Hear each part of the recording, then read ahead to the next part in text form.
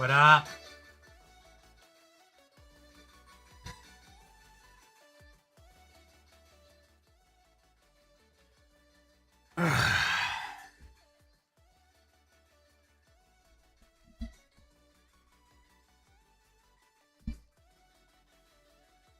Fish. Can you hear me good?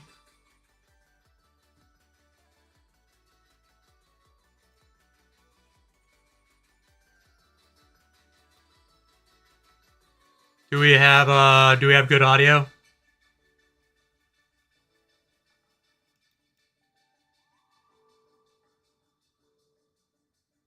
Testing, testing, 1, 2, 3.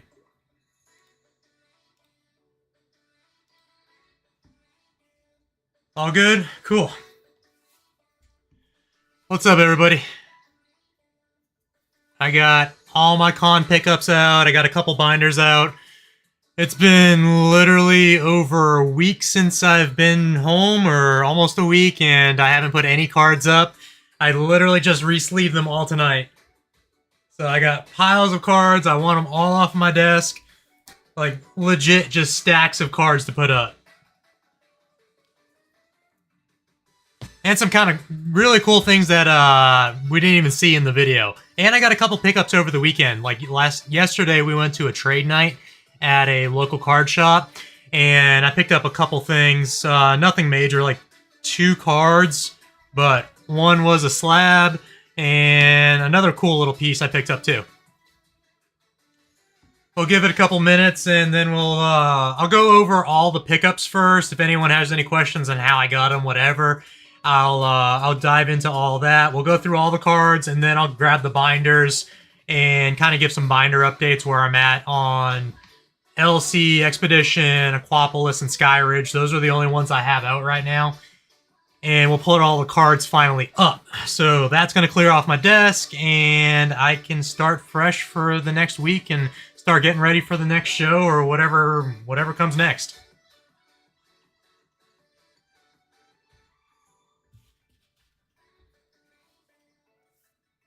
Here, I'll switch over to...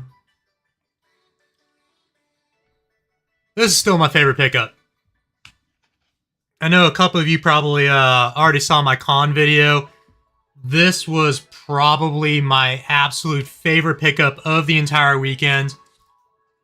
Mewtwo magazine. It is the movie pamphlet for Mewtwo Strikes Back. I think back in like 2018 or 2019.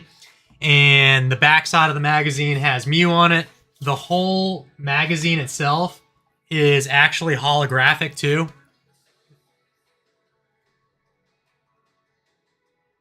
Hopefully that's showing in there. Yeah, I can see the light jumping off of it.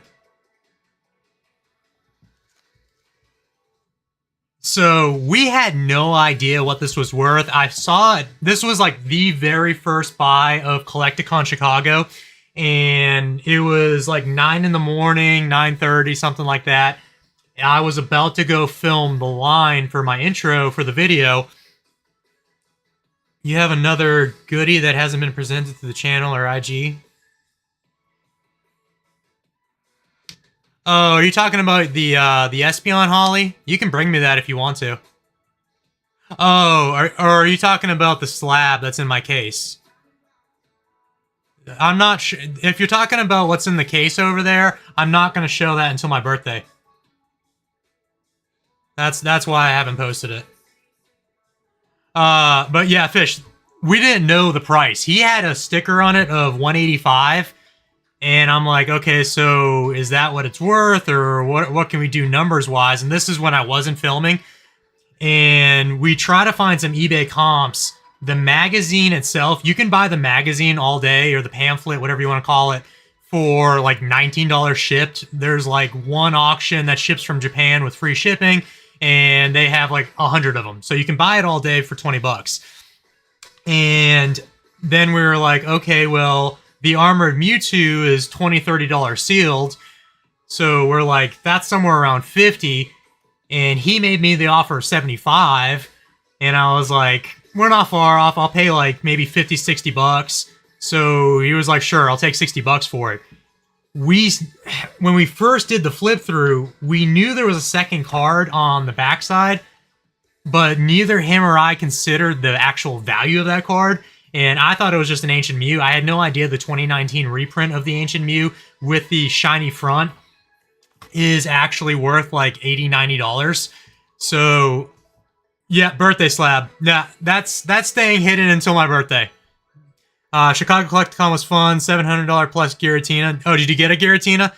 That's the PSA 10, I assume, of the English side. So there's two cards in here, and I did not even realize until I got home, like literally yesterday when I was looking at it again, that the cards can actually come out. So I actually took them out. They're beautiful, and this is what the Mew looks like. So it is an Ancient Mew. I'm not taking them out of the sleeves. I'm assuming they've never actually been touched before. So the Ancient Mew, it has hella sparkle all over it. It's kind of like the Koro Mew. So that's, I think, what they were going for when they reprinted this card. But this card alone is like $80, $90. And a PSA 10, I think it's somewhere around like $300. And the Mewtwo is 30 raw, 25, 30 raw sealed. I don't even know what it goes for in a 10. I think like 100, 150 bucks. I might be off. But yeah, it was actually a really stupid buy because nobody knew what we were doing here. And we kind of just threw some numbers out. The bright side is it's not like I was buying it to take the cards out and grade the cards and flip the cards. I am keeping this 100% sealed. It is, the cards are staying in. That's probably the last time I ever take them out of the magazine. And it's staying in that plastic sleeve. It's going to be on the display behind me. And that's how this thing is staying for the rest of its life. So it was an incredible deal for what it was. There wasn't any like ill intent there for the actual value on it. But is what it is at the end of the day. No party knew what it was worth. And so I got it for, I think, $60 was the number. Yeah, PSA 10 on the Tina. That's a good pickup. It's a beautiful card. I have a raw one. I love that artwork. So I'll flip through the magazine here just because I didn't do... I think I flipped through a majority of it in the video, but if anyone's in here that hasn't seen the video...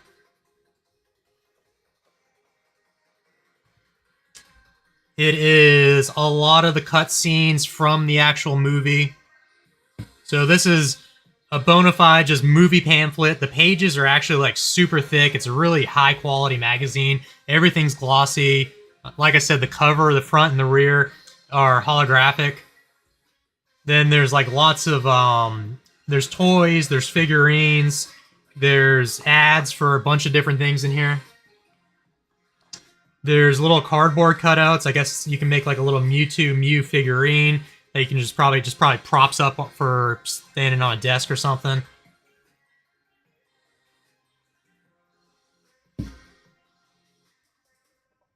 There's the armored Mewtwo. Funny enough, in Pokemon Go, I actually I have an armored Mewtwo, and I recently made it buddies with me, and I just got best friend badge with him earlier today. So appropriate, we're talking about armored Mewtwo. This, I'm going to assume, is all the voice actors. Anyone correct me if I'm wrong. Yeah, it says music there. The whole magazine, it's straight out of Japan, so obviously I can't read any of this. Maybe all the movie credits, everyone in the movie, everyone that helped in the movie, the studio. Bunch of stuff for sale.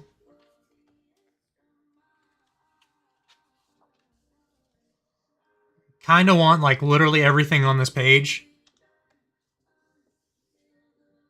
That figure's dope. SH Figure Arts. Some plushies. And the backside's just kind of like ads for other stuff. So yeah, this is by far, I thought, the coolest pickup of CollectACon.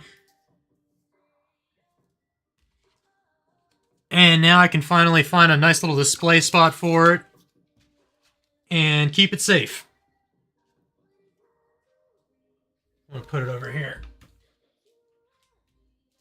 So let's get into some cards.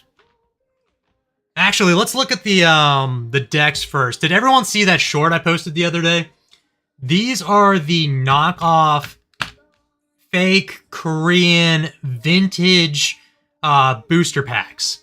So these are actually like 25, 30 years old. The only thing I could find online about these is they were made like in 98 or 99. I'm not 100% positive. There's only like one Reddit thread I have physically found talking about these. This is the only one that I physically have opened so far. I made a short on it the other day. I have 2 full sets of them. The holos are actually really cool.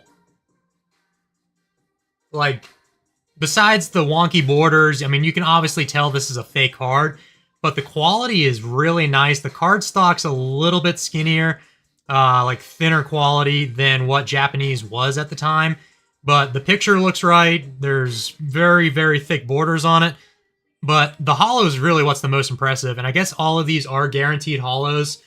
I don't know if there's any difference or variety in the boxes. The guy I got them from apparently had a bunch, and supposedly the same cards unfortunately come out of every pack. So I bought 2 full sets. I have a set behind me that I'm keeping 100% sealed just because I really like the art on the boxes. I mean, these look like they're straight out of the 90s because they are. But I'm going to open one of every single box, every single booster pack, and make shorts out of them just so everyone can see what's inside. So it's unfortunate if all the cards are exactly the same, but this is the contents of the base pack. I am going to probably record all the other 4 tomorrow or Tuesday and then start getting them posted over the course of the week. So I have Jungle, Fossil, and we can at least look at the art on all of them too.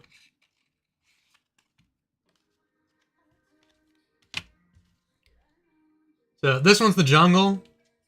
Super cool. Just says 10-piece trading card game made in Korea, and it's called Alpha, which is, I guess, their knockoff name for it in the Korean side. This is Fossil.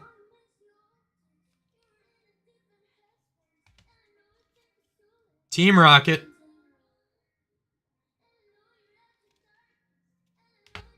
And this one is gonna be Jim.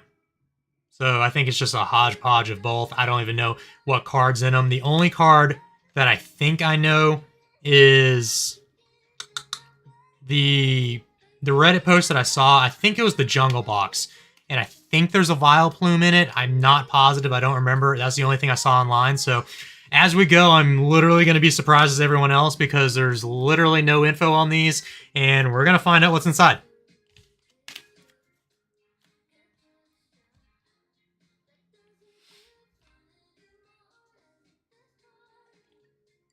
I have all the cards stacked up by set. So we got the knockoffs out of the way. This is the only binder I don't have out. This is going to go in my base set binder. A little backstory. So when we were at Con, I travel with Con with one of my buddies who vends. So he gets tables. I get vendor passes so I can get in early on Friday, get in early, beat the crowds on Saturday and Sunday. So he was really short-staffed. He was like a one-man crew this weekend. So I was bouncing back and forth at his table trying to help him out as best as possible. He bought a section, and then a bunch of our local buddies all got like 1-2 tables each. So there was a bunch of us from North Carolina that went up. And one of my buddies who does not buy vintage literally kept calling me back over to his table when somebody would walk up with a binder that had vintage in it that was for sale. And he was like, hey man, do you want to buy anything or check out this guy's binder? This was in somebody's binder. I did not have an E3 Pikachu. It is in really good shape. Just a tiny bit of whitening on the corners there. Got it for $10. So he just kind of threw a number at me. I said, sure. This is the Yellow Cheeks version. There is a Red Cheeks version of the E3 Pikachu as well. I don't have that one, obviously, either. So that is going to be the other one I want to track down. And this is going to go into my base binder. I just thought this was a really cool card because you just don't see a lot of those, even at shows or like around at trade nights or anything.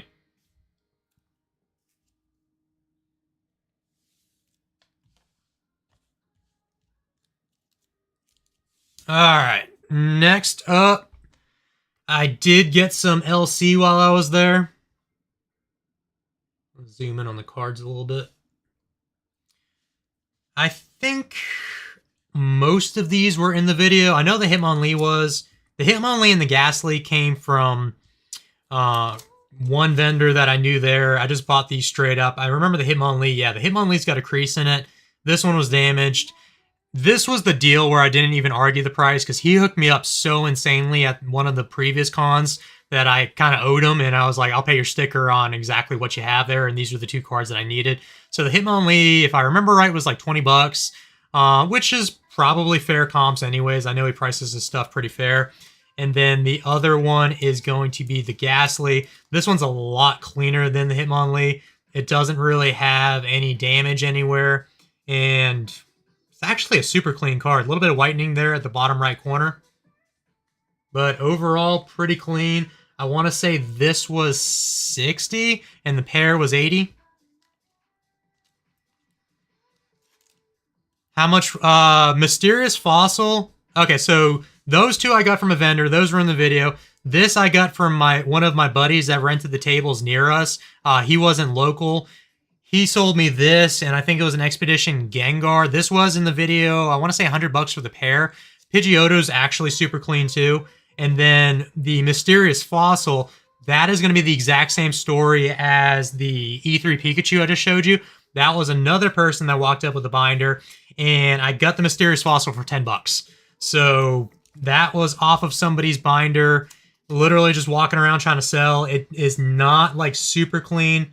If you can see it, it's got a surface crease right there. I don't see another one. Yeah, it pokes through on the backside there, but it's kind of a shame because the rest of the card is super clean. I don't care the condition of LC cards. Everything else I try to get like Mod Play Plus or better when it comes to these e-readers.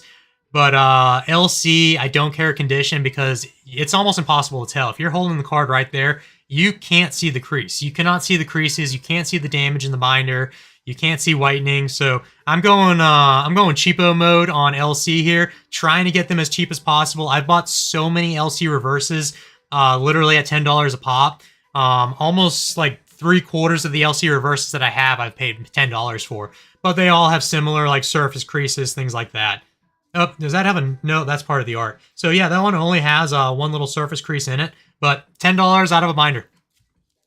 So those were the 4 LC cards. That was it for LC from the weekend. And I'm keeping everything in order, so once we get the binders out, it'd be easy just to pop them in as we go.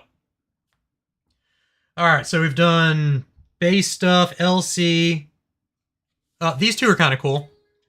These 2 also were not in the video, but if you watch the video, that older couple that I dealt with, the, I don't even know their age, 70-plus-year-old German couple, they fly over from Europe, bring a ton of stuff, and they are massive WotC collectors. They have been pretty much forever, and I bought a ton of things off of them. The main stuff you saw was the Skyridge buy, and then also the Expedition cards I bought, but I also bought this. I did like 3 or 4 separate transactions with them over the course of 2 days.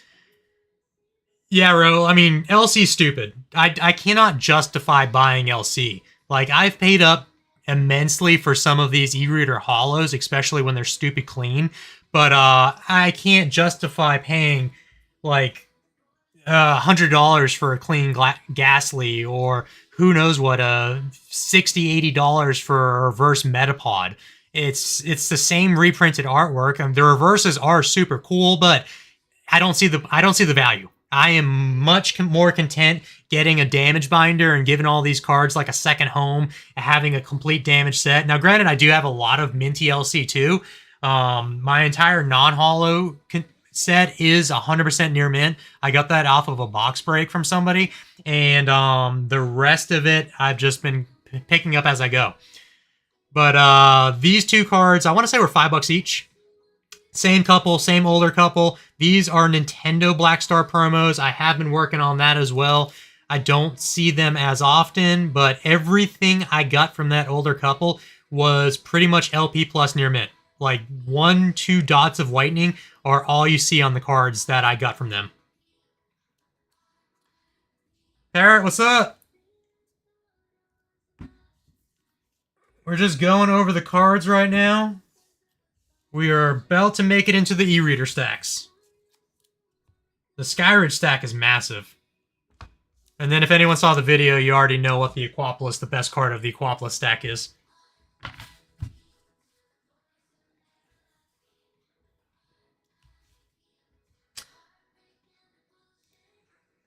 What is this fucking song? The one that never gets deleted off the playlist. Alright. We got Expedition up next. Majority of reverses. The cool thing with Expedition, again, that older couple, they had the last 3 non-holos I needed for Expedition. I have 100% now of every non-holo for the Expedition Master Set. Specific sets I'm looking for. I am looking for singles from Expedition, Aquapolis, Skyridge, and LC right now. I'm literally trying to master all of WotC. This wasn't in the video. I don't remember what I paid for it. This one was probably the most beat up card of the weekend. It's probably like mod play, pushing a little bit of HP, but a super clean front. Alakazam. This one is the reverse for the holo, card number 1. I want to say I paid like 10 bucks for it. Raichu, I remember buying out of another binder that walked up to the table. So there's probably 3 or 4 separate people that I bought from. I didn't do any buyer POV. Well, like, I didn't do any buyer POV from behind the booth, from where my buddies were vending. So I didn't record any of those things. I only recorded when I was walking up to actual vendors. So I want to say I paid like 10 bucks for a reverse Raichu. Again, another card that had a little bit of wear and tear, but mainly on the backside there with the whitening. Vileplume, I bought with the Alakazam. So these 3, yeah, I think these 3 are going to be the most beat cards of the weekend besides the damaged LC with the whitening on the backside. But again, super clean fronts. Vileplume looks like it's got a little chip corner. I don't know if I saw that before. I might replace that later on. I'm trying to stay as clean as possible with the e-readers, but it's almost just as hard doing so because I can't find them half the time. Non-holo Butterfree, I got that from the old German couple. Now, everything I got from them was pretty clean. The Pharaoh came from that lot too. I think the last one was the Larvitar.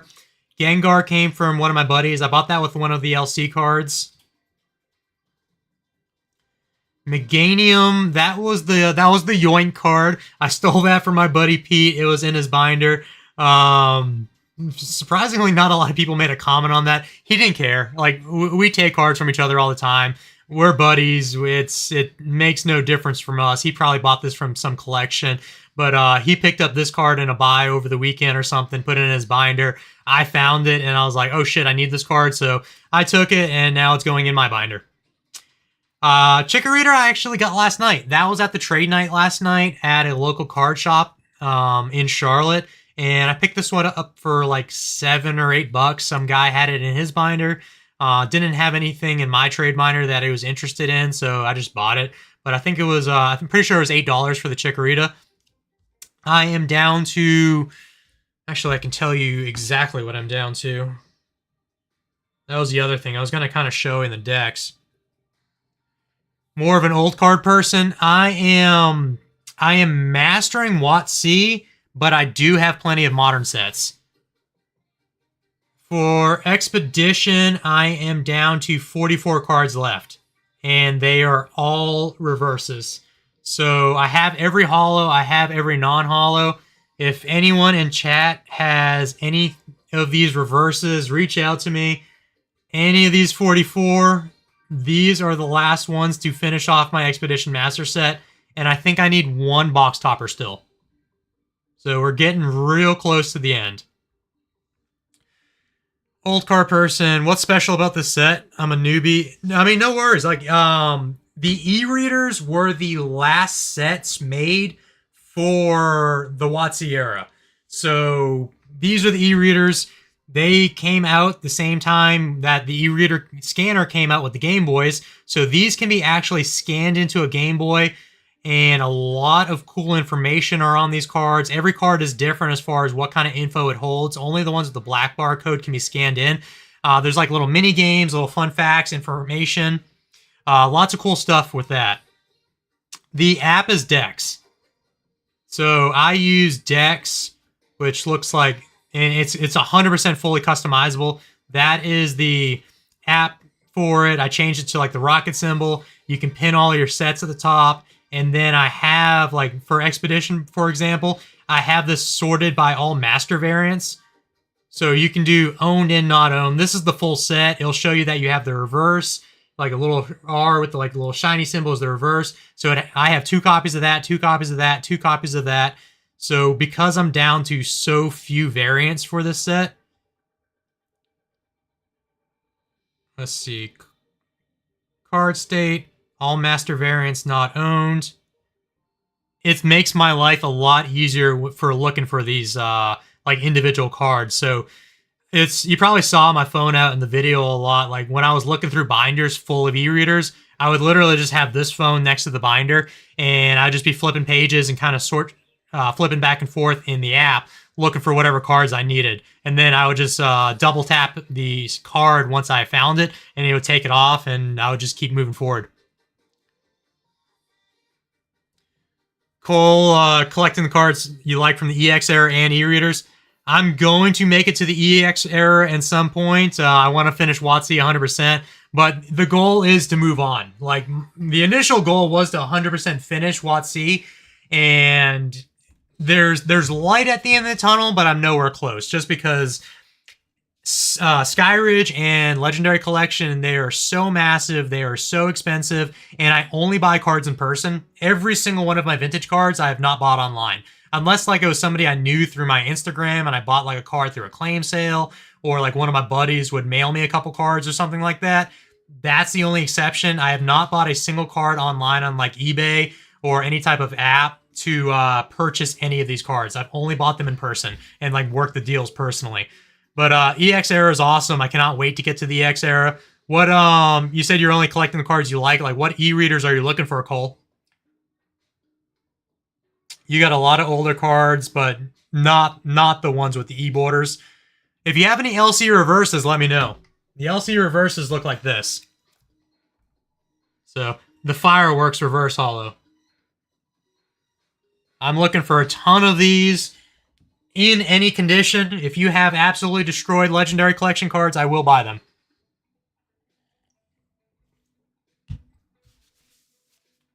But I think we're down to Poppy. What's up? Great meeting you guys at Chicago CollectACon. Yeah, I can't wait to get into the EX series, because 2 reasons. It's awesome. EX series is awesome. EX era is awesome. When Nintendo took over, they did justice to a lot of cards. Like, I love WotC. Like, it's the most nostalgic for me because I was not collecting in the Nintendo era. But I actually have like 2-3 boxes of bulk in my closet from like binder pickups that I've done over the last couple of years. And I have a ton of EX era bulk. So I don't even know what I have. I haven't put it into the app yet. I haven't sorted it. I haven't put it in a binder. So whenever I make the decision to actually start collecting EX, like Ruby and Sapphire, Sandstorm, Dragon, I have a ton of that already. So I'll get some binders together and start going. ALB, I am out of Charlotte. Fish you're saying hey to Fish. Yeah, Fish is in here. Yeah, Poppy, you got a ton of awesome birthday presents over the weekend. I can't believe all the gifts that you received. Your Instagram every day with posts and stories has been really awesome. Dex does only work for Pokemon. I believe Dex is literally just made for Pokemon. I'm not 100% positive. I've actually been in communication with the creator of Dex over the last couple days, mainly because I get that question like every 30 seconds on my YouTube when I'm using the app. It was like what app I use. And he's supplying me with a ton of promo codes for the pro version of their app. There are 2 separate versions, like the scanner, I think the ability to do by variant. I'm not 100% sure, so don't quote me. I have the pro version. I've used Dex for like 2-3 years now, and it's like $15 a year. It just renews annually, or $20 a year. And you just get a lot more features and a lot more ability to like customize the app, like the black, the purples. You can change your colors. You can change the icon. That's why it says Dex with the little rocket symbol. But he is giving me a ton of promo codes that I can give out so people can get annual subscriptions for free.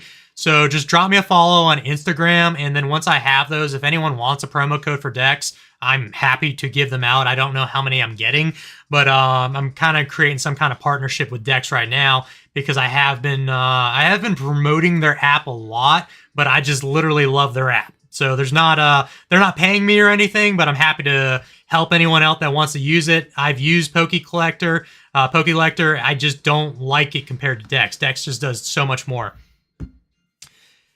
Oh, you saw me at Kansas City? Yeah, Kansas City was a pretty good show. A little bit smaller, but a good show. Yes, Stormfront and Rising Rival era cards, Hidden Treasures too, all great sets.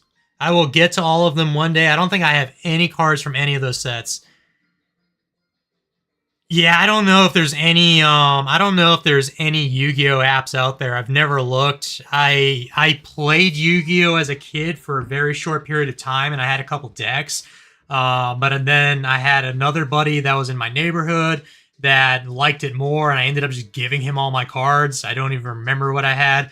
There was probably a couple blue eyes in there or something, who knows? But I haven't touched Yu-Gi-Oh since. I watched the show as a kid, but it's been 20 plus years since I've touched Yu-Gi-Oh. Last two cards in this stack, Larvitar non-holo. So that was the last non-holo I needed for Expedition. I had all three. And then the Switch, this was the one that I lost the coin flip to. So I ended up paying 25 bucks. It is pretty much near mint. So I just have a hard time justifying paying good money for trainer cards.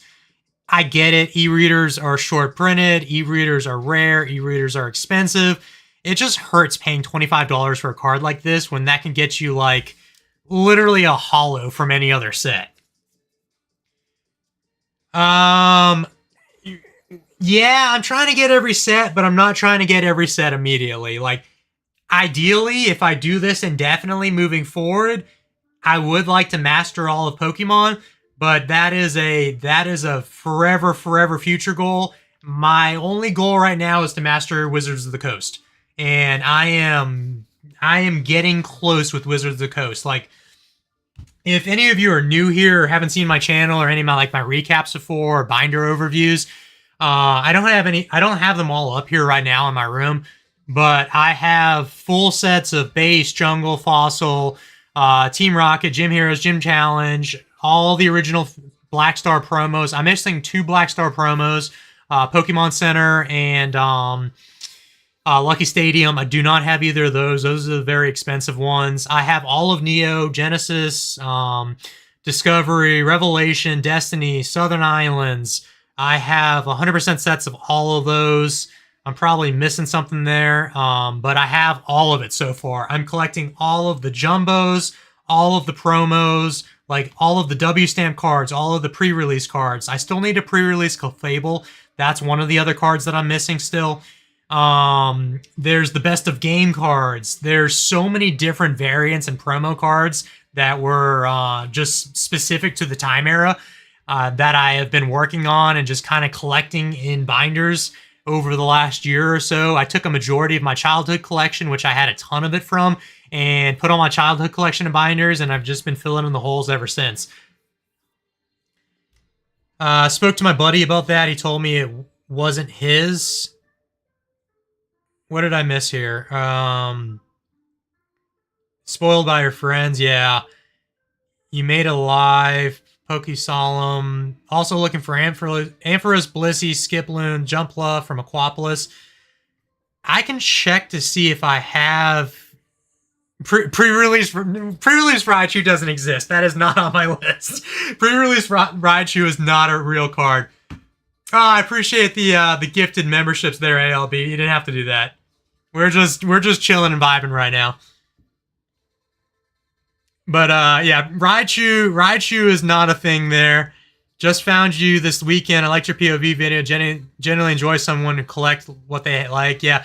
No, I appreciate you giving the video a watch there. That's majority of what my videos have been, is just collecting. I haven't done any like I don't do rip and ships. I don't do I do new box breaks every now and then. I do have actually 5. I'm probably gonna do a live this week. I have 5 booster boxes of the new Japanese Surging Sparks set. I don't even know what it's called in Japanese. I ordered it online, so I should have those in the next day or two. I'll probably do a live because I do chase full art trainers in Japanese, and I grade those for my PC. So I collect. A lot of my graded collection is just modern. Oh, send me pics of the Black Star promos later. Oh, yeah. I forgot you said your buddy had those for sale. Now I'm remembering. Yeah, he has those too. If he can hook me up on a deal or something like that, we can try to figure it out. But I know those are super expensive. I know the pre-release Raichu exists. It's just like it doesn't exist. It's not obtainable. I will never have one. So in my mind, it does not exist. I think TCA has one, right? I'm pretty sure I saw his video on it.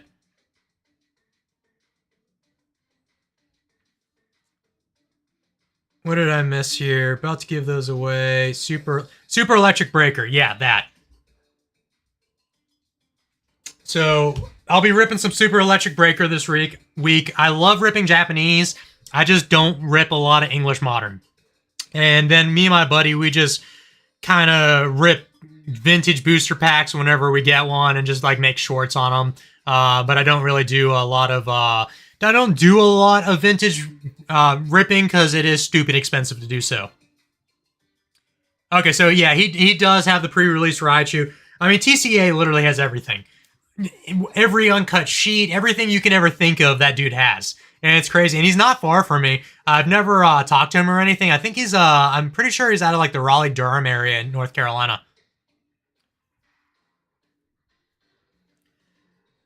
What's my favorite Stage 2 starter mon? Besides Zard, if that's your... Charizard is actually not my favorite Pokemon. I was always a Squirtle starter as a kid. When I played Blue, I picked Squirtle, so Zard is not my favorite.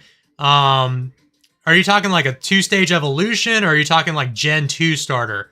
Because that would be Totodile and Feraligatr from Gen 2. I stuck with the Water Mons pretty much indefinitely.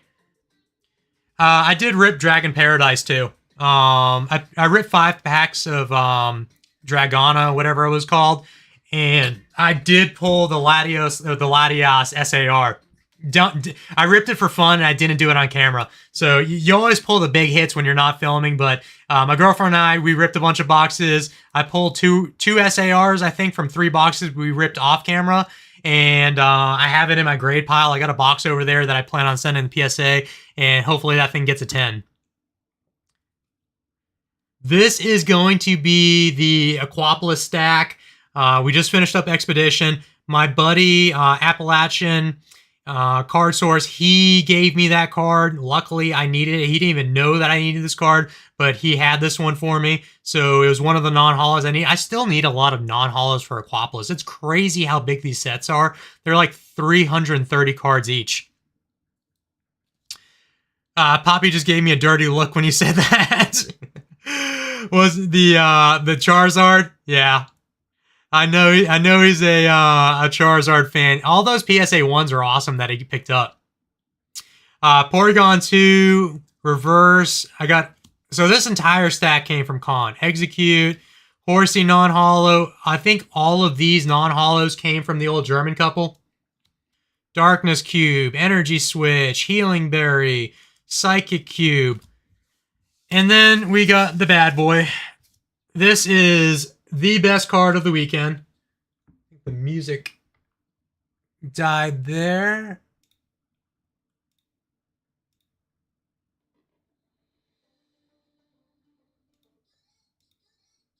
But yeah, Aquapolis is probably my favorite set. It is a hard toss between Aquapolis and Expedition.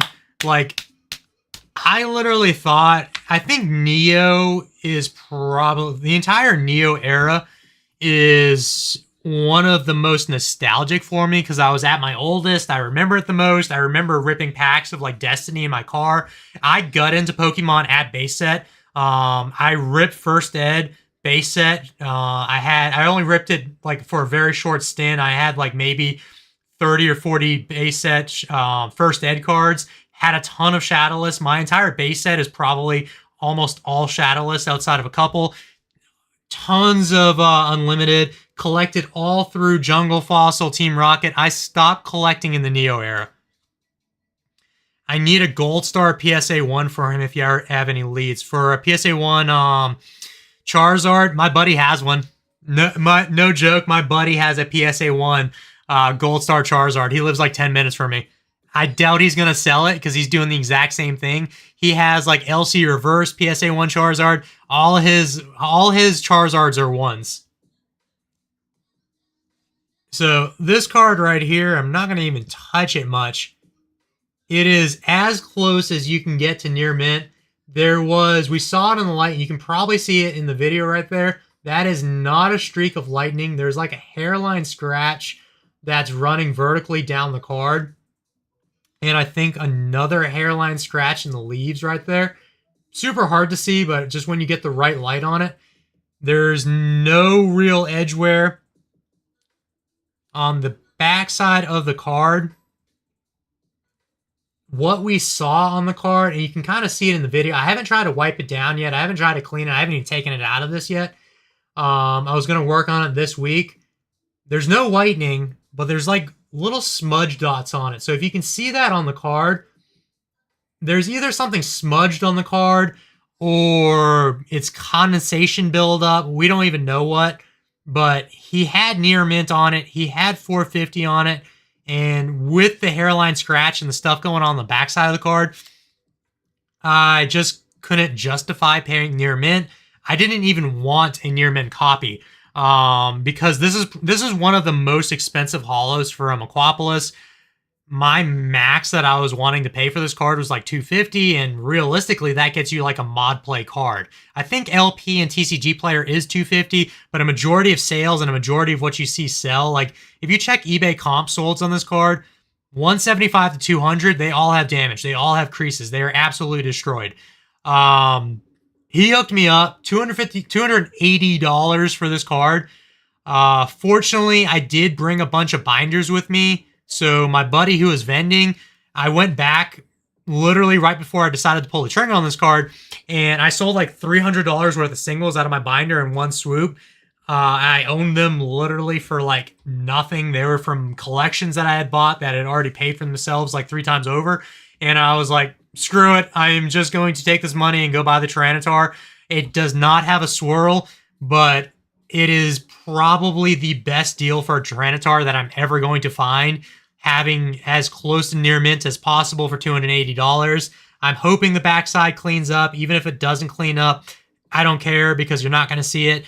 But it is a beautiful card, and I am 100% done with the Aquapolis holos now. So I have every Expedition holo, every Aquapolis holo, and every Aquapolis crystal. So now I am down to just Skyridge crystals and holos to have every holo technically from the WotC era, outside of all the reverses and all the odds and ends.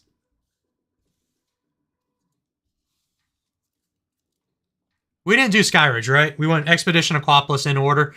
This entire stack minus one card came from that elderly couple in my video. Just a lot. There are zero complaints. I was being nitpicky of it just to not pay near mint pricing because it's technically not a near mint card. Neither the hairline scratch or the backside bothers me at all. I legitimately love that card. Like, it was like, no joke, I'm gonna be honest, like, it was literally surreal buying it. Like, getting it for $280 after it was like the perfect storm of selling a bunch of cards that I had, making a quick $300, walking over there and just taking that money and handing it. It's like I did a trade. It's like I traded a bunch of stuff in my sale binder, my trade binder, for that card just by selling it to one, walking over and buying it. And like in the video, I don't even know if you can tell, like my hand was like borderline shaking when I bought that card. Like it's one of the most expensive singles that I've bought. Like even my crystals I paid less for. But it was just like, I have been looking for that card for 4 or 5 cons straight to pick it up. And it's like, I clicked on one of my older videos the other day. I think it was like Orlando CollectACon at the beginning of the year. And I said the same thing in the video. I was like, I'm looking for an Aquapolis Tyranitar. It was the New Jersey video. I'm looking for Aquapolis Tyranitar. It has taken me like 6 months of searching to find this card, find the right copy, find the right deal. And it is like the purchase of the year to get this card. But it's beautiful. It is like, it is literally beautiful. How do you organize each variation in your binder? We're literally about done with the singles, and I'm about to take out the binder, so I'll show you. I do the non-holo first, and then I do the reverse holo after, because I consider the reverse holo like the next step up. And I go in order of the app, and they are true master sets. So I also use Vault's, the bigger binders, the 4x3s. So every set lays out perfectly because there's only 2 cards for every card. So it's just 1, 2, 3, 4, 5, 6. You have 6 cards per page with all variants. So you have 12 cards total, but 6 Pokemon cards per page. Yeah, Tyranitar has literally always been one of my favorite Pokemon. Like my big extended logo, Tyranitar is on there. Like my top 6 literally has Tyranitar in it. Yeah, Chicago was awesome. Like everyone got hooked up in Chicago. That is the best Tyranitar art ever printed. Like nothing tops that. Expedition comes close. Neo Destiny comes close. The Neo Destiny Holo I rank over even the Shining. But that is by far the best Tyranitar art ever printed. It is the sickest art ever printed. Like that is probably one of my top 5 favorite cards ever.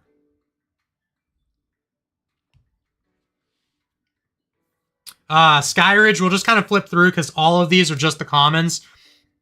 But this is the older couple. Like I said, they sold me 30 or 29 near mint Skyridge commons because she was all about helping me out. Like I was at her booth for over the course of the weekend, like an hour and a half on and off. And she just wanted to make sure I got every card that she had. And it wasn't even like a salesperson side. She just wanted to make sure that all of her cards that she had made it into my binders to help me with my sets because she knew I was master setting all these. So not going to read the names, just going to kind of flip through. My buddy gifted me that card. That was the Appalachian guy that gave me the Arcanine non-holo. So he gave me that as well. But all other cards there came from her, $3 each. I paid her $90 for 29 cards. But it is a massive, massive stack. And it's just hard to find clean Skyridge cards. It's hard to find commons. Everybody's selling the holos and the non-holos, or sorry, the holos and the reverse holos, the big hitters, but not a lot of people sell the bulk. So this is considered bulk, but this is gold to people who collect master sets. Good taste. Oh, the Karen's T-Tar is awesome. Oh, yeah, to add to that list of Tyranitars, one of my favorite cards is the Rockets Tyranitar from Versus. I have that in a PSA 10. Again, another, like, probably in my top 5, top 10 favorite cards ever printed. I do have the Rockets T-Tar. I don't have the Karen's T-Tar, but it is a sick art.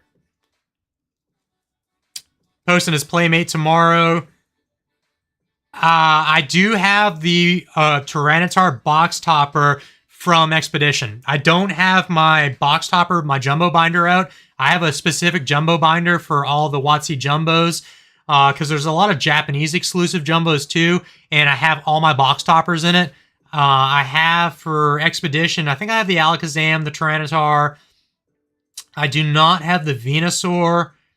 I have whatever the 4th one is. I have 3 out of the 4, I can't remember right now, of the Expedition box toppers, but I do have the Tyranitar. But all these Skyridge cards are super clean. Like, her stuff's mint. She's done 1 million box breaks over the year, to my knowledge. I've heard stories about her. I met her at another con, but I never actually did a deal with her. But where do you find all of this Skyridge bulk for $3 each? Like, she literally hooked me up. She's like, give me a number, and she's like, I'll tell you the price at the end.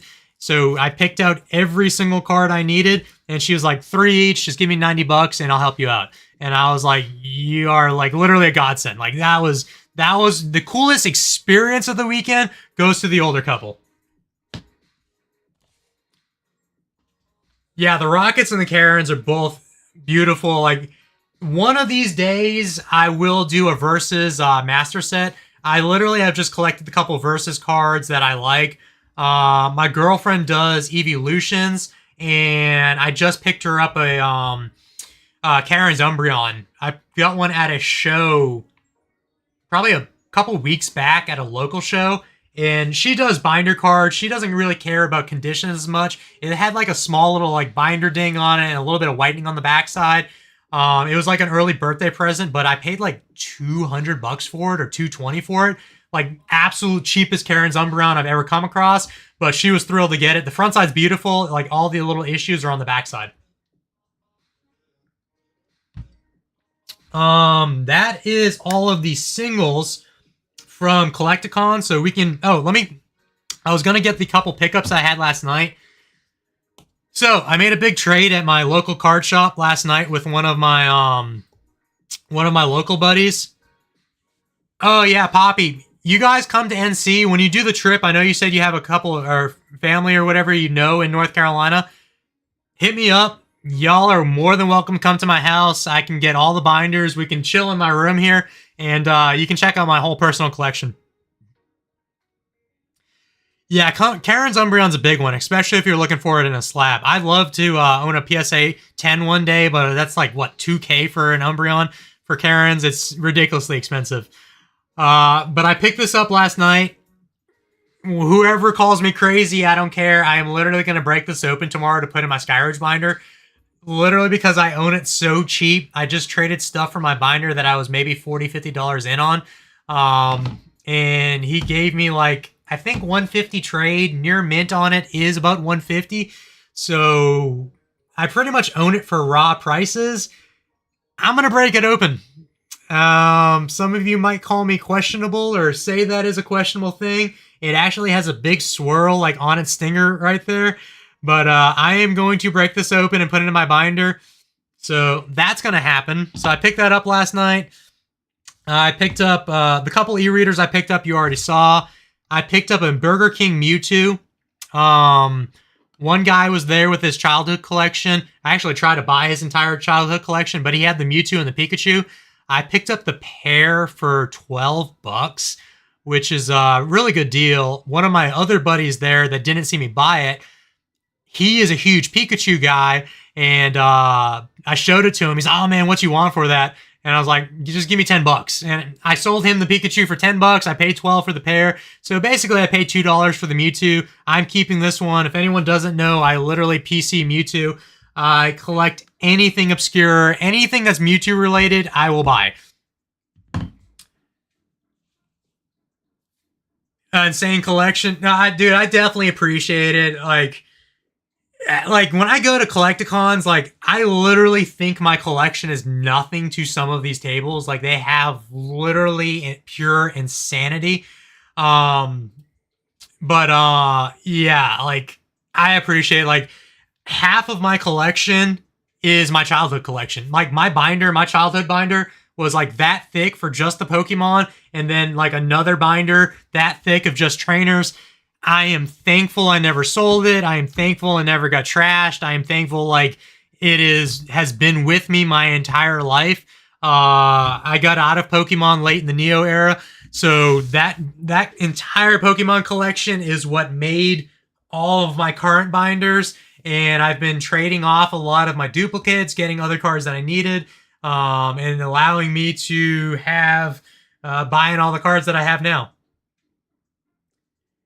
Thousands. Yeah, like some of the stuff at CollectACon's literally insane. People have, I mean, there's $5,000, $10,000, $15,000 cards there.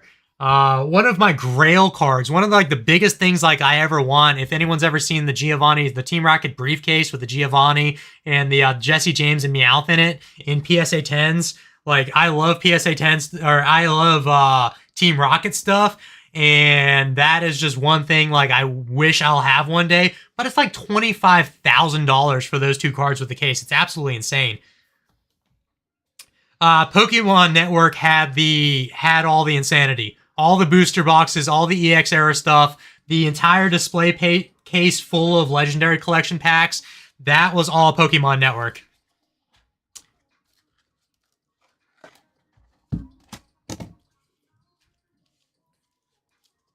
Whenever I think I'm an IG Pokemon, I get humbled. Yeah, like that's the thing. Like no one, like I appreciate my collection day in and day out, but I don't think it's big compared to other people's collections. Like it's literally insane some of the stuff I see at these shows. And I mean, I get it. A lot of these people are vendors, so they're not like PCing this stuff. It's just sellable product to them. But the price tags on it, the stuff like I know, like I don't like to say never. Like I don't want to say I never own like the Team Rocket or the display case, but like I just know it's not practical. There's just so many better things to do with $25,000 if somebody had that much. But it's just insane thinking what people are doing and buying this stuff. Yeah, those are the Grail trainers. I just grabbed a bunch of Topps Chrome because I bought it off of Craigslist 2 days ago, so it was like one of the other things on my desk that I haven't done anything with. I bought a big, relatively big, like 30 cards of Topps Chrome on Craigslist Marketplace the other day for $200. Drove like 30 minutes and picked it up. So if anyone likes Topps Chrome, I love Topps Chrome, and passing on a collection like this is something I would not do. So I got the full Dratini line, Dragonite line in Chrome. Everything's Chrome except the Hypno. That's the only Techno there. I got a base Chrome Mew. I am going to PC this. For now, I'm keeping all of it. I am borderline contemplating starting a Topps Chrome Master Set. I think that would take probably my entire life to finish, if it's even possible, with all 4 variants, Chrome, Spectra, Techno, and Sparkle. So this is a Techno card. And then like the Mewtwo in my case, this is Sparkle. The others are regular base Chrome. And then Spectra is just a little bit more shiny than base Chrome. Someone offered $750 on his PSA 1. That's crazy. That's a good deal. I have a beat up Shining Charizard. I literally paid $100 for it at a sports show. It's got like a crease in it. So we'll fly through the Topps Chrome, but this was just another collection I picked up this week. To be determined what I do with it. I don't know if I'm going to sell or trade any of it off, but I might just keep it all. This is just all just base top stuff.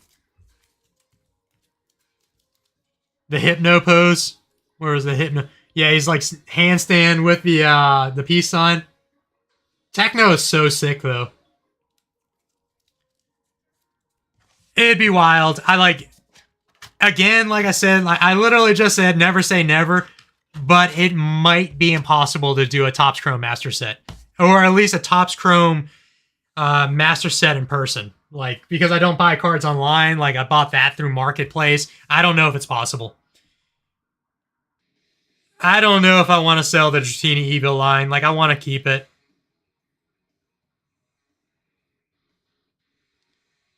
Real talk, I went to CollectACon for Yu-Gi-Oh! But it was mostly Pokemon. I did not know that it was still this popular. Pokemon's popular. Pokemon is literally insane as far as how big it is. There's probably some Yu-Gi-Oh! There. Actually, if you're looking to buy a Yu-Gi-Oh! Collection, the guy that I bought all the Topps Chrome from, and he messaged me yesterday because he found a bunch more stuff. He's got a ton of Yu-Gi-Oh! For sale. If you want to shoot me a DM on Instagram, I can get you his contact information on Facebook, and you guys can talk if you want to talk to him. Oh, are you saying Danko or Dank Zero? Are you wanting to buy the Dratini line? Is what you're saying? Like I would maybe be open to selling them all. I haven't made my decision on any of it. Like, I posted an Instagram story on it, and, like, literally I had 10 or 15 people message me what I'm doing with them. The Hypno, unfortunately, probably is spoken for. I got a local buddy that's doing Topps Chrome, Technos, and Sparkles raw. and I promised it to him if I decide to part with it.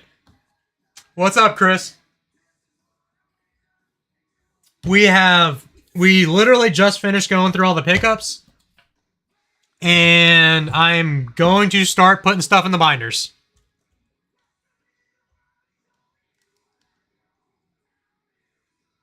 So we'll literally just go in order. Let me get all this stuff out of the way. How much would the line be? I honestly don't know. Like, I don't even know what the line's worth. I didn't even comp them. I literally paid the guy's ass. The guy posted all of that stuff for sale for $200, and I just said I'll take it. I just knew it was a good deal. I want to say the Dragonite raw in like okay condition goes for like 40, 50, 60 bucks. I'm not entirely positive. And they're all like actually really clean cards. The corners are not razor sharp. That is like what you would look for in Topps Chrome, but they're not far off. So I'm pretty sure that goes for like 40, 50 bucks. The Hypno, I have no idea on the Hypno as far as what it goes for. I'd never comped any of it. My overall intentions of buying it was to keep it all and start a binder. Yeah, but if anyone has any interest in it, like I said, shoot me a DM. We can figure something out. Or if somebody tempted me with e-reader trades, I would trade stuff all day for other cards.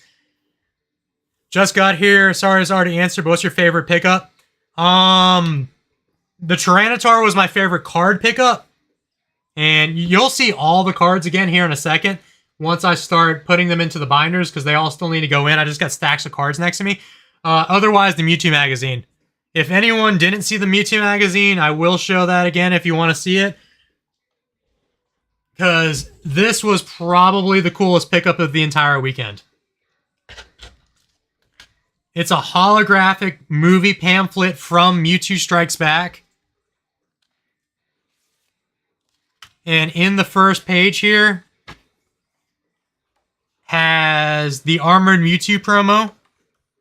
And on the second page has the special edition reprint from 2019 Ancient Mew with like the super shiny front holographic. So both of those cards are stacked up on top of each other there. So the Mewtwo magazine is, because I love Mewtwo, is probably my favorite pickup, but the Tyranitar is by far my favorite card.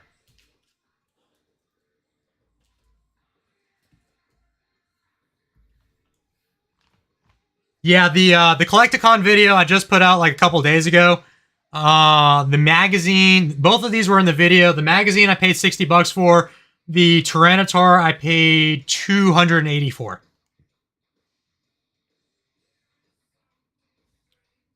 Which one, Poppy? The magazine or the T-Tar? Let's get some binders going here.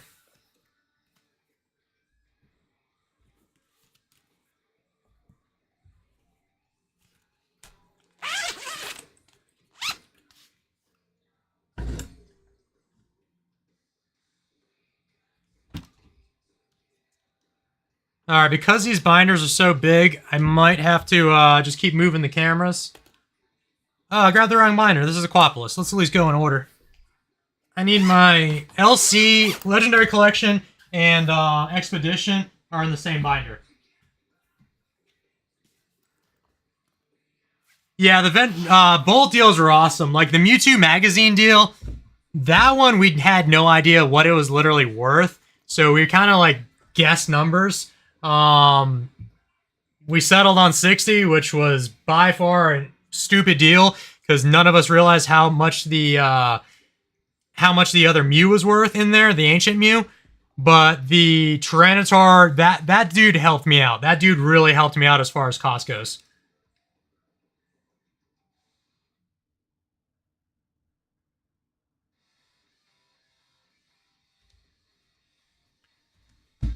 Alright, hopefully I'm trying to get it so there's not a big glare here.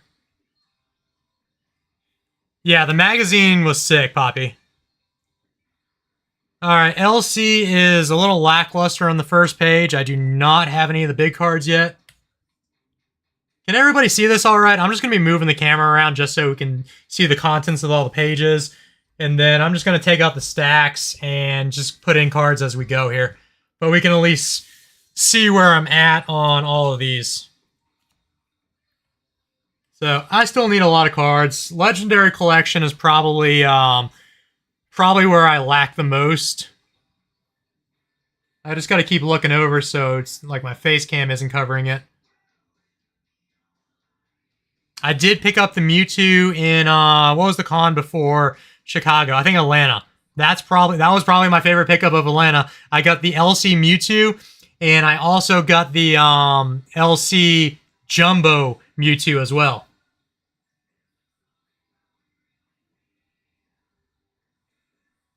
Check, messing with the lighting. All right, we got our first hole here. I did pick up the Pidgeotto. Yeah, those pickups were awesome. I'm looking in the master setting. Think of starting with Japanese verses. Do verses. That is one set that I would love to do. Do verses all day.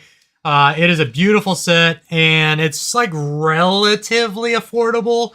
The biggest cards are going to be like the Rocket's T-Tar, the Karen's Umbreon's obviously the most expensive, but verses is a beautiful set. Prime time, what's up? Glad you made it. I know it's probably late for you. We already went over all the con pickups, and now we are putting them into the binder. You know what I did? These were out of order. Where's Hitmonlee? Hitmonlee needs to go in.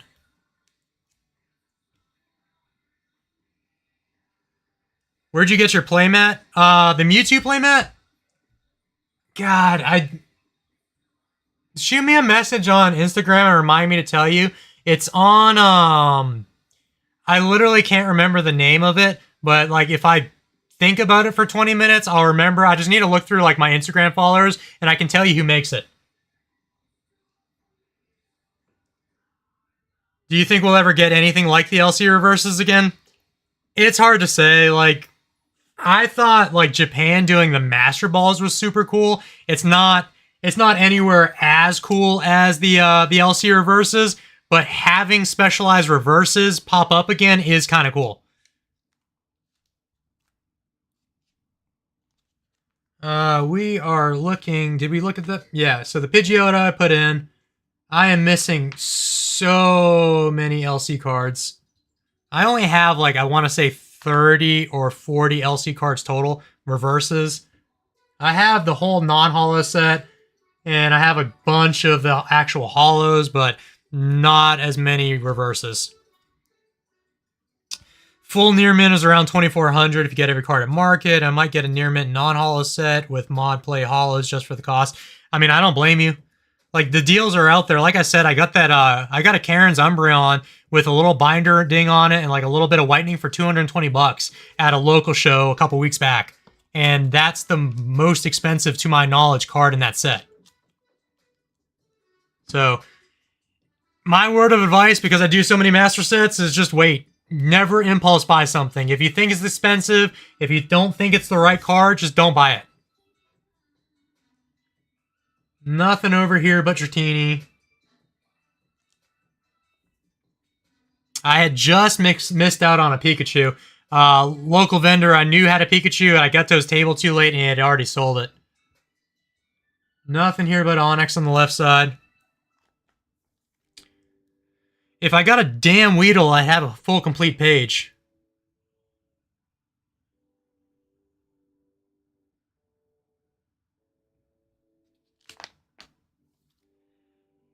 Yeah, like it was well under eBay comps for that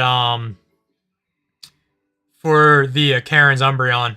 Like 220 was a solid deal. The guy was like, "Look, I'm just trying to move it. I don't really need it." And he knew I was going to give it as a present to my girlfriend, so we settled on 220 bucks and we took it. I mean, I'll trade for a PSA 7 or whatever the 7 is, LC or reverse, because I'll just crack it open. I got most of the LC trainers. And Mysterious Fossil was the last one I picked up at con.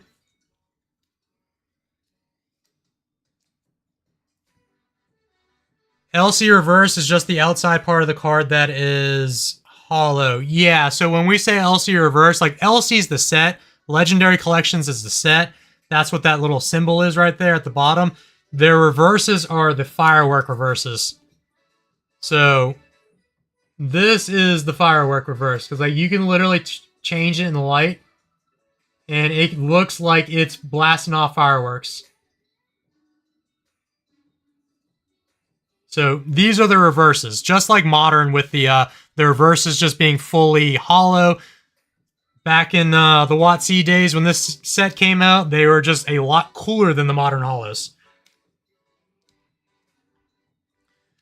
Alright, so LC ends there. These are the 3 deck exclusives. I still need the non-hollow Charizard, but I have the Blastoise and the Raichu. And then we have Expedition. I am literally down to, what did we say, 40-something cards for Expedition?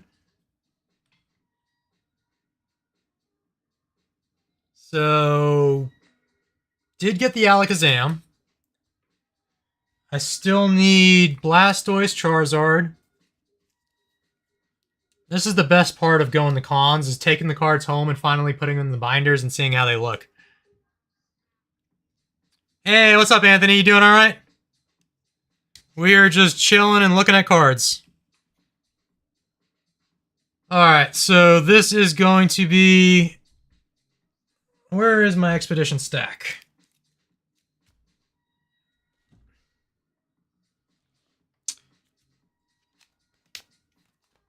Got pretty much... This might be easier for me just to move the pages back and forth. Only missing 2 on that page. I have every single holo card. Missing the Pichu over there.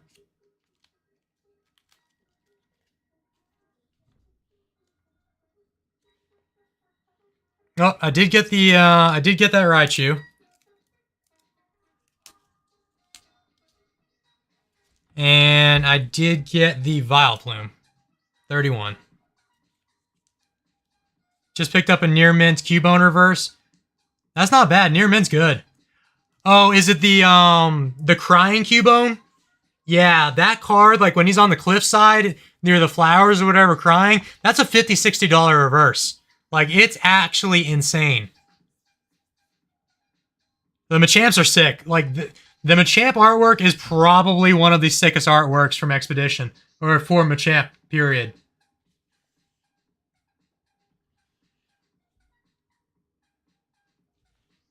And that is, hands down, one of my favorite Pidgeot artworks.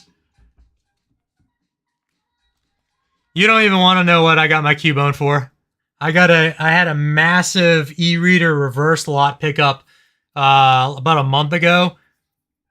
And he gave me 30 Near Mint Expedition reverses for $10 each. And the Cubone was in that lot.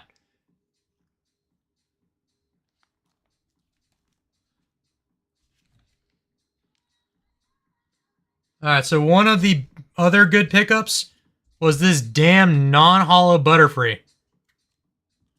Some of these non-hollows are near impossible to find at shows. So, still missing the Charizard, still missing the Cloyster. Got the Pharaoh, 45. Just making sure I'm not putting anything in the wrong spot. Oh, I was gonna pick your own. That's like the best when like you know something and you find that special deal where it's I mean, no, not ragging on a seller, but if they don't know that they don't know, and it's an awesome pickup for you for knowing. So you see that one card that they have that's worth a good bit of money and you snag it. Reverse Gengar.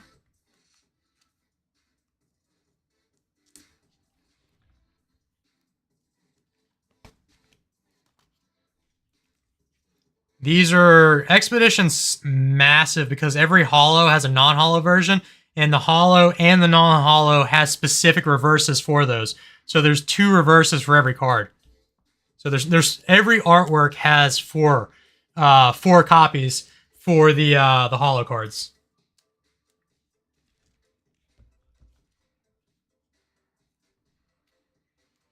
Facebook's rough. Just get used to it on Facebook. Everyone you message on Facebook is going to either not respond, think they have complete gold, say they found their childhood collection, there's not one hollow in it, and they're asking $600. Like, I've literally seen it all on Facebook Marketplace.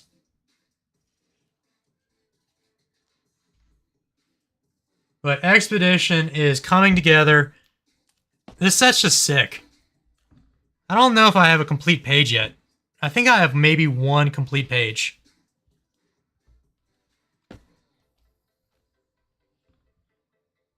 I love that Bulbasaur. Need the War Turtle. What are we looking for here? Card 100. Next page should have it. Saw 151 Charizard and Venusaur on Facebook for 145 total right after the boon. Messaged them and then... Yeah. Probably somebody messaged them over. A lot of people... I come to find out, like, on a lot of these posts, there's, like, local vendors that will offer more. Like, they'll have something posted for, like, $200 and it's an absolute steal. And then they'll respond to me like, well, I just got offered $300 or $400 for everything, and they're going to come pick it up right now. Can you do more? And I'm like, no, I will, out of sheer principle, I'm never paying anyone over their asking price. I'm not getting in a bidding war. If somebody else snagged it first, good on them. They get the deal. If they chose to pay more than the asking price, then that is 100% on them. You know what? I just screwed that up. I put the Chikorita in the wrong spot. That Chikorita goes right there. Alright. Another page. Missing one there. Missing one there. It's so close to being done, but probably so far at the exact same time. How much is Machamp Expedition? Like the holo from Expedition? I don't think it was that bad. I'm pretty sure I got mine for like maybe 25, 30 bucks. In like LP shape. I might be far off, but that sounds about right.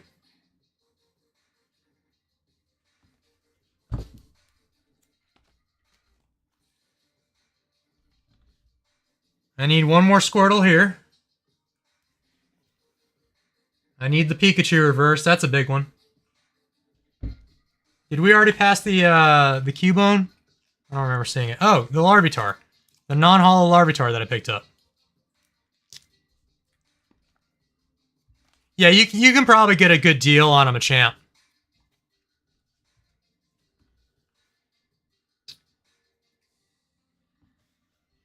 I got a good chunk of the trainers, only missing a few.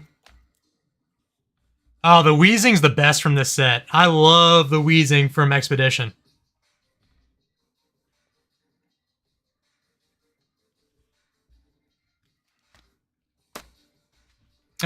That is the last page of Expedition, and I did pick up the Switch, so the last page of Expedition is done.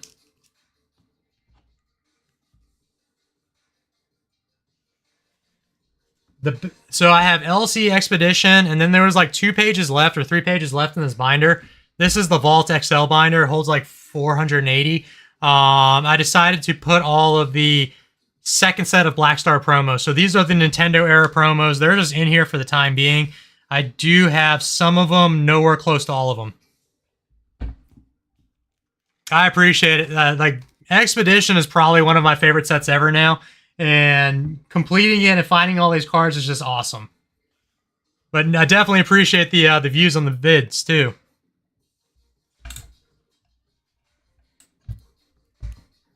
Alright. I picked up these 2. The only thing is I don't actually know where they go. Because the way this is spaced out, a lot of these have variants. Like, there's winter stamps, I'm pretty sure, of this card and the Beldum. So I think 22, that's a winter stamp. 23, I don't think that is a winter stamp. I'll figure this out later, but I'm just throwing these in right there. But these do have a lot of variants. A lot of these cards have 1 or 2 different versions of them. Like, the Trico has a non-holo and a reverse holo. I'm literally trying to do every copy of every card. On the last page, we got a Celebi, a Suicune. Oh, and the Kyogre and Groudon EXs. Those are sick. Those are like the only EX cards I have right now. But those are awesome promo cards.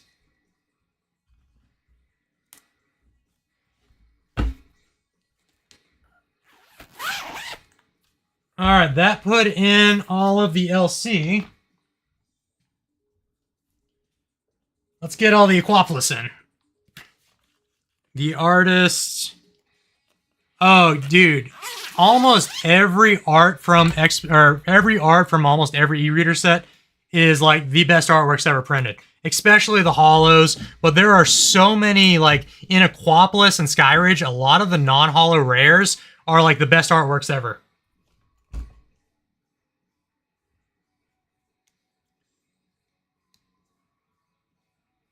Oh, yeah, there is a Black Star promo Rayquaza, isn't there?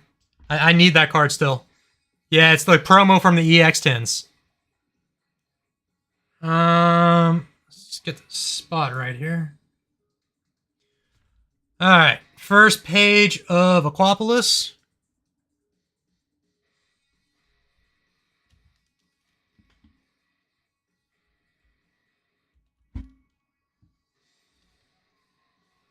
And I did end up getting that Arcanine. My buddy gave me that when I got the con, so...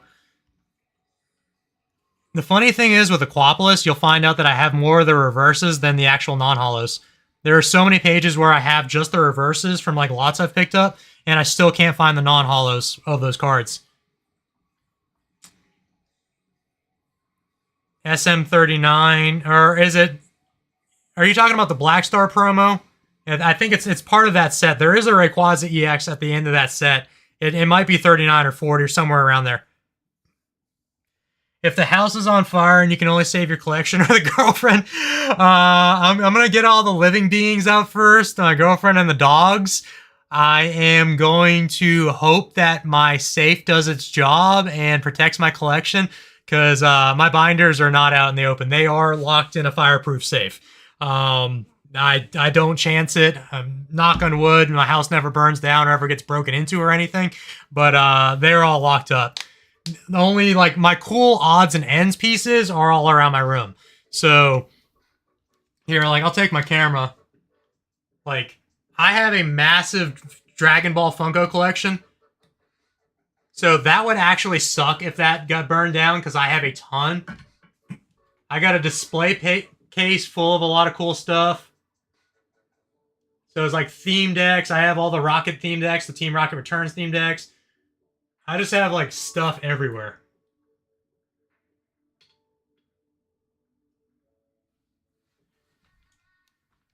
Pause. What was I doing to make sure I heard that answer? Yeah, somebody asked if the house was going to burn down, if I would get out the girlfriend or your or the Pokemon collection first. I did say you.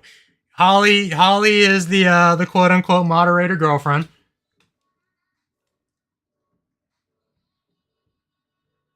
So, more Dragon Ball stuff everywhere. I collect everything vintage. I have vintage magazines everywhere in the room. Just all stuff everywhere. Just, I don't know. There's just like, there's literally things all around me. It's my game room. I play video games. I stream in here. I just do all the different things. So, it would suck if this room burned down, because all of this would be burning. I appreciate it, Poppy. All right, let's get through Aquapolis here. What time is it? 9:20. We're doing good. Still missing a ton of cards. So Aquapolis is laid out different than Expedition. Expedition, the holos are in the front side of the binder. Aquapolis, all the holos and crystals are in the back side.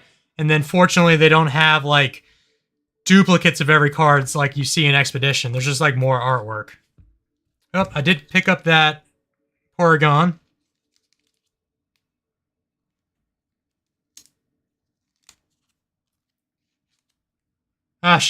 She knows. She's probably like in another room or two. Or she might be on dog duty to get out of the house, and then I'll be on collectible duty.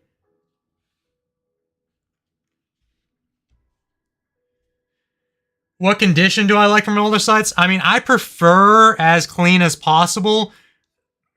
99% of what I have is going to be... 99% is like light play or above. There is a lot of mod play cards in here. I've accepted a lot of whitening on the backside just due to cost on a lot of these cards.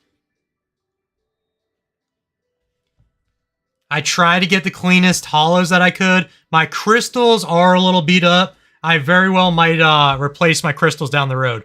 And I'm mainly talking about the e-readers. Everything else is either from my childhood collection or pretty much near mint. Every card I got for base, jungle, fossil, all the way through all of Neo, I tried to find like as close to near mint copies as I could.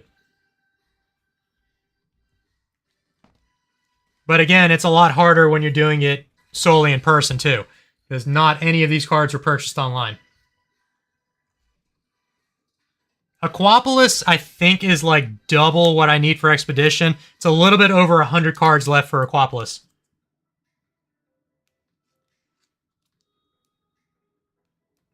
Just have you going while working on my room so you can hear you. Oh, you hear my actual voice then. You're not reading the chat.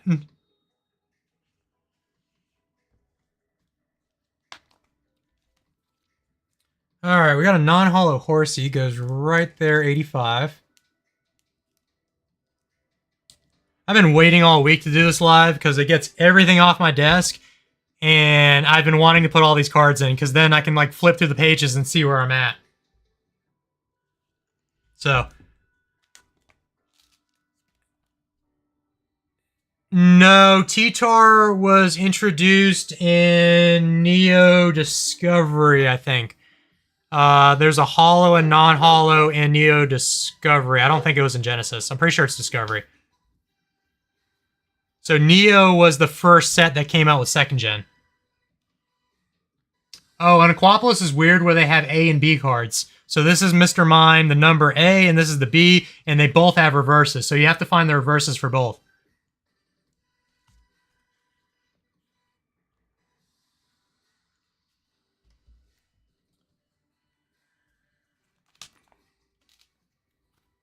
Kamiya doesn't miss. Yeah. I mean, like we said, there's so many awesome artworks from anyone in here. Like, even like the Phanpy, for example. I know that's Kamiya, right? No, that's Kimura.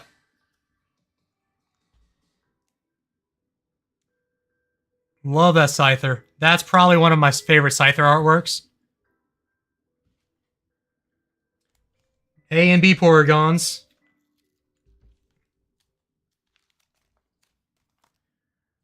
Alright, Darkness Cube. I got the non-hollow.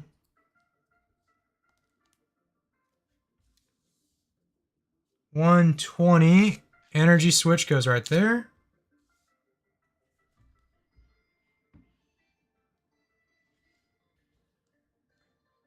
We are about a page or two away from seeing the good stuff.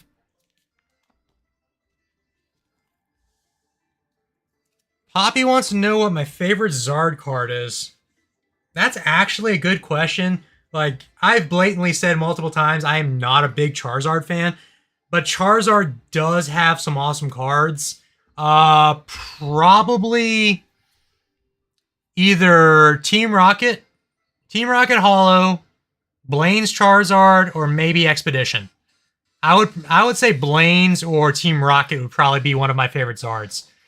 I'm not a big fan of the Gold Star Charizard. Like, I don't really like that card. Shining Charizard's all right, but he's like kind of goofy looking, like thick, kind of like the 151 Charizard is. I would probably go Team Rocket just because I love Team Rocket, and that's like a menacing looking Charizard looking over his shoulder. Oh, Healing Berry. I got the non-hollow. Psychic Cube goes right there.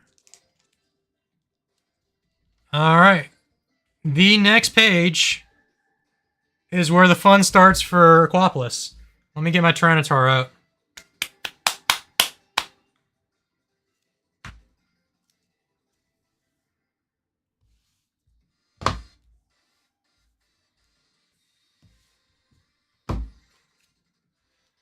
All right, everybody ready? Oh, wait, I lied. There's one more page. We'll build the suspense. Aquapolis is massive. Like I said, I think it's 330 cards for a master set in Aquapolis.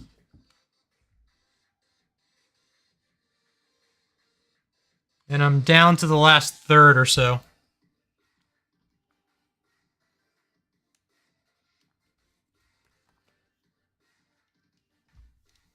I am going to go mobile for this.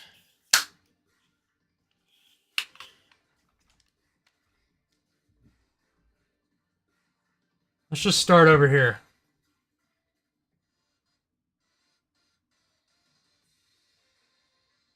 We have the last energy, all 3 crystals, Kingdra, Lugia, Nidoking, Ampharos, Arcanine, Ariados. And I also tried to find so many copies with big swirls, like the best I could. Most of them have swirls. Not every single one has swirls. Some of them I judged on the holos and like how mint the card was. But a lot of these are like stupid looking with their massive swirls. Like the Entei's got a big one at the bottom. A lot of them do.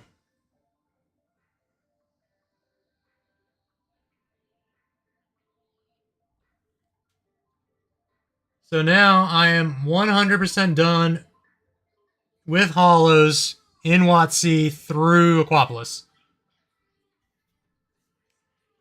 The jealousy is really starting to pour in. All right, you wanna see the next page? And I did rip an Aquapolis pack recently. My buddy let me keep. It was my buddy's pack.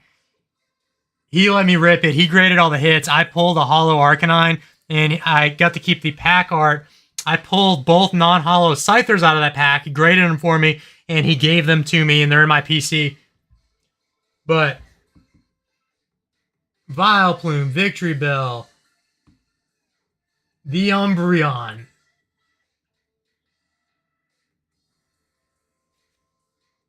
There's just so many sick cards in this set. Every single artwork is literally insane.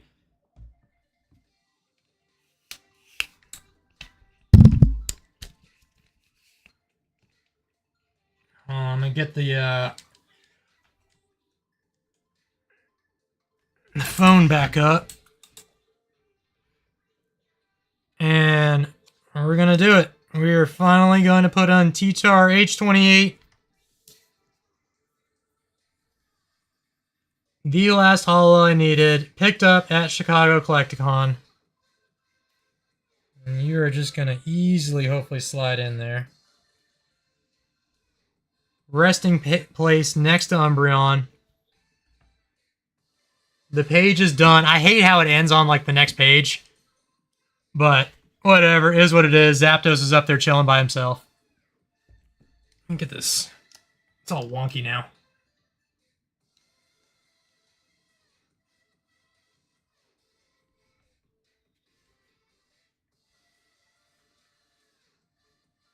This just looks sick. Like, Aquapolis is giving me the feeling because it's all done, it's all together. Expedition isn't yet because all the stupid holos have reverses, and I need all the reverses still. So once those are filled in, it's still not going to give the same vibes because it's like doubled up on all of them. This is an old school Pokemon set. This is every holo next to each other in order, in alphabetical order, and it just looks sick.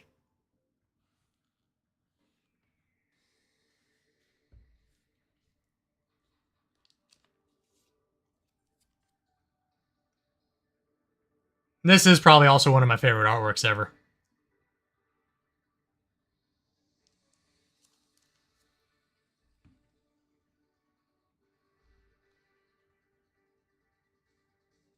It's just so disgusting. That is one of the sickest cards ever made.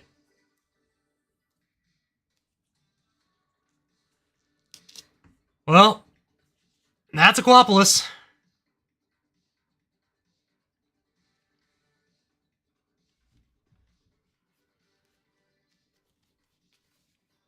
I might shed a tear. We can have like a nice little cry session going through this binder.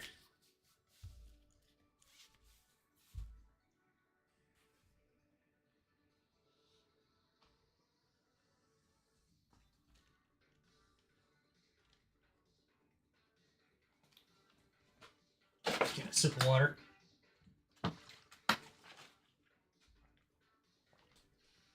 Last stack here.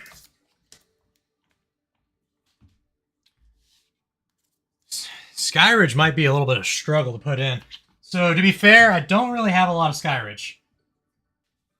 I only just started doing the Skyridge now that I started getting so close to being done with Expedition and Aquapolis. I haven't even been buying non-holos, reverses, or anything. Yeah, like, I don't even realize, because I haven't really done a ton of lives. Like, sitting and talking nonstop, obviously, like, my throat starts getting all itchy. This is page 1 of Skyridge. Beautiful, right?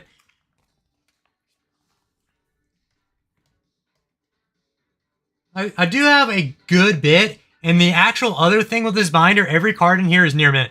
I picked up some massive collection through my Instagram. Somebody reached out to me and was like, hey, do you want to buy a childhood collection? And I said, sure, how much? And I only saw like a couple pictures. And they said $350 shipped. And I said, okay, sure, I'll take it.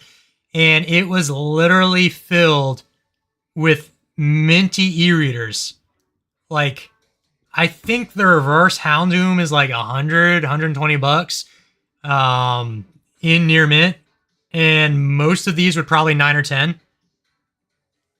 So this was in that binder. Just, there was so much stuff in that binder. And that's what kind of kickstarted me into starting to collect a lot more of the e-readers and physically make like an Aquapolis and a Skyridge binder, because I had only made an Expedition and the LC binder previous to that. But yeah, lots of holes here. A lot of really good artworks. Like, I love this Magneton artwork. Like, all the e-readers just slap.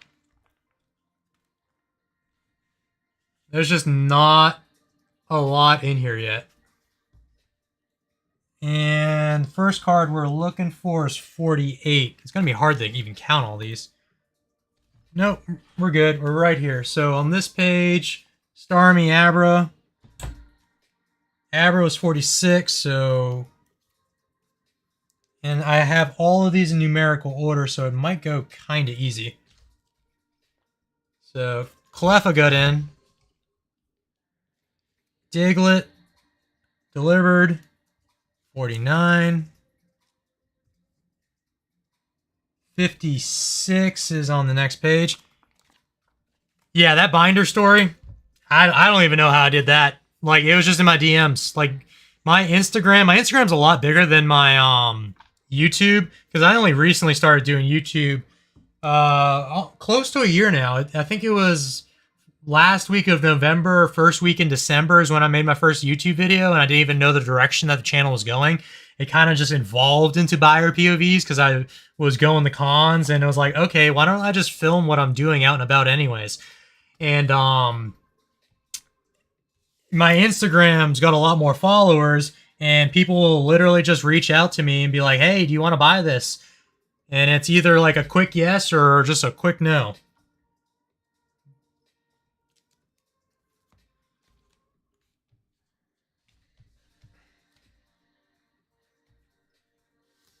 $60, $61. I got so many cards here.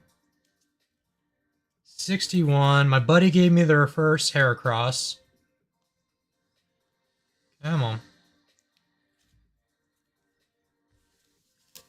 65. Okay, it looks like almost every card's in order here, and it's just, we're cooking. 70.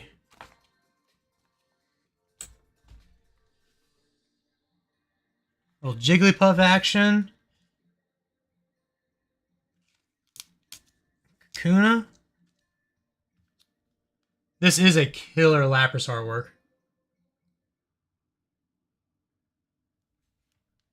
70, 71.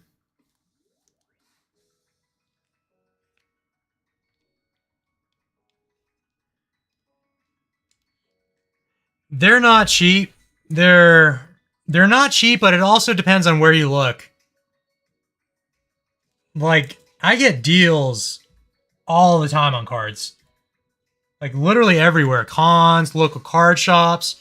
Like, when you walk in and they know you're collecting a like a master set, or they know you're not like walking in just to buy them out on a bunch of stuff and flip it, then you usually get hooked up on deals.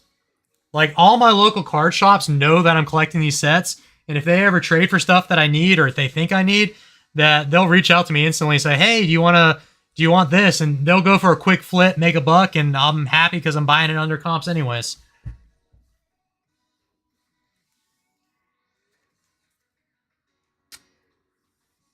Everything. A lot of the holos are expensive. Skyridge particularly is very expensive. I have physically opened an Aquapolis pack. When we're done with this live, go to my YouTube Shorts, and there's 2 Aquapolis pack openings. I opened one and my buddy opened one, and we both pulled holos, and that was within the last like 60 days. So in the Aquapolis binder, that empty pack is the artwork from the pack I opened. I almost picked up that Lapras last weekend. Vendor was smoking crack, though. Was it non-holo, or was it the reverse? Where's 90 go? 90 goes right here. Rattata. So again, you got to find the deals. I paid $3 for that Lapras, and that Lapras is like near mint. It's not the reverse, because I know the reverse is expensive. I want to say the reverse from Skyridge is like $100 plus.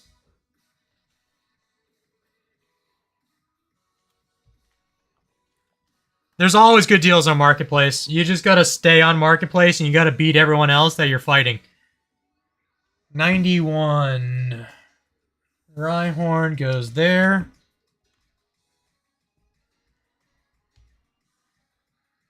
$92. Another great artwork. The Sandshrews. There's 4 of them.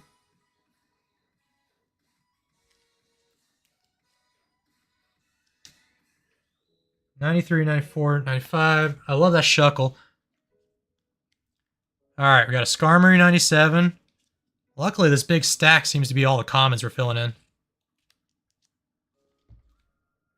Do I have cards for sale? I mean, I have a ton of cards for sale. I have a TCG player store. That's mainly modern. But I do have a lot of e-reader bulk, a lot of vintage bulk.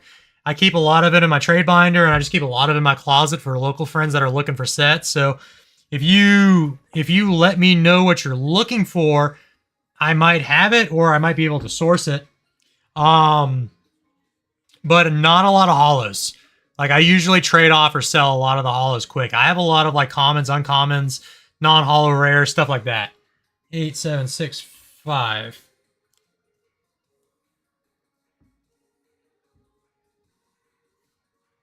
Six. All right. The Sunflora, the Sunkern, Teddy Ursa, Ursing. I do like how they are in order of evolution for a lot of these. Did get the Venomoth, 111. These Skyridge reverses are going to suck.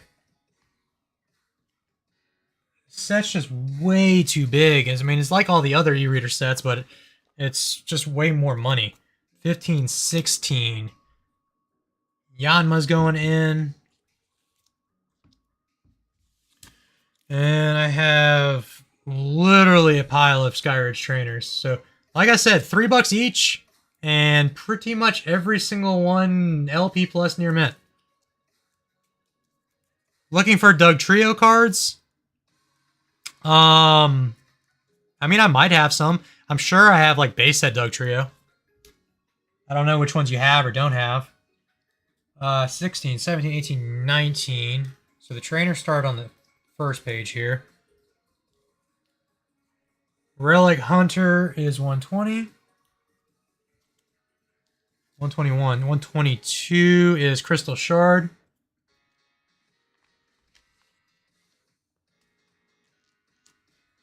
Looking for old Zards, preferably beat up. I had 2 of them recently. I sold one before Con. I had a first edition's Blaine's Charizard from Jim. I picked that up in a lot, and it was destroyed. It was probably like a 2 or a 3, and I sold it at Chicago CollectACon. I had a unlimited base set Italian Charizard. That was kind of cool, and it had a crease corner. But it did sell at con, so I don't have any Charizards anymore. How long am I streaming for? I am probably close to done. I got on here at 8, so we're going on 2 hours now. And I have literally just this stack of cards left to put into the binder. So I'm going to jump off, but if anyone has any questions or cards they're looking for or whatever, you can just hit me up on my Instagram. That's the easiest way to get a hold of me. Hyper Potion Lure Ball is 128. 131 is Miracle Sphere.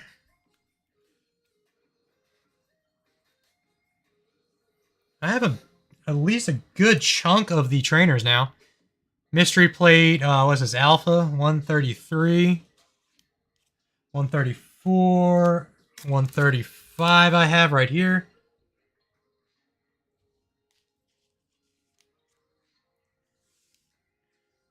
Yep, 136. I got 2 more. Please be 137. It is 137.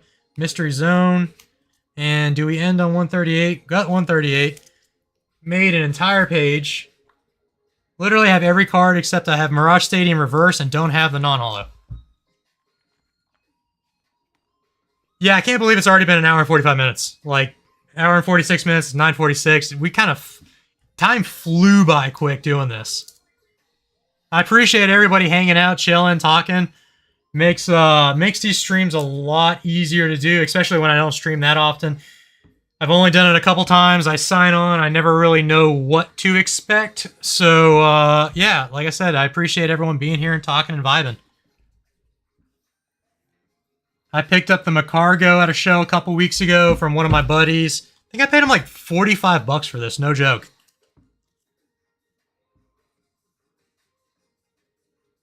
Massive, like, double swirl on it.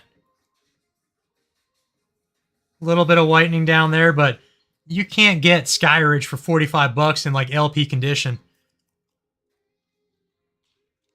I appreciate the sub there. Time flies when you're sorting through... It definitely does. It definitely flies when you're sorting bulk and everything in the room. Who's your favorite Pokemon gym leader?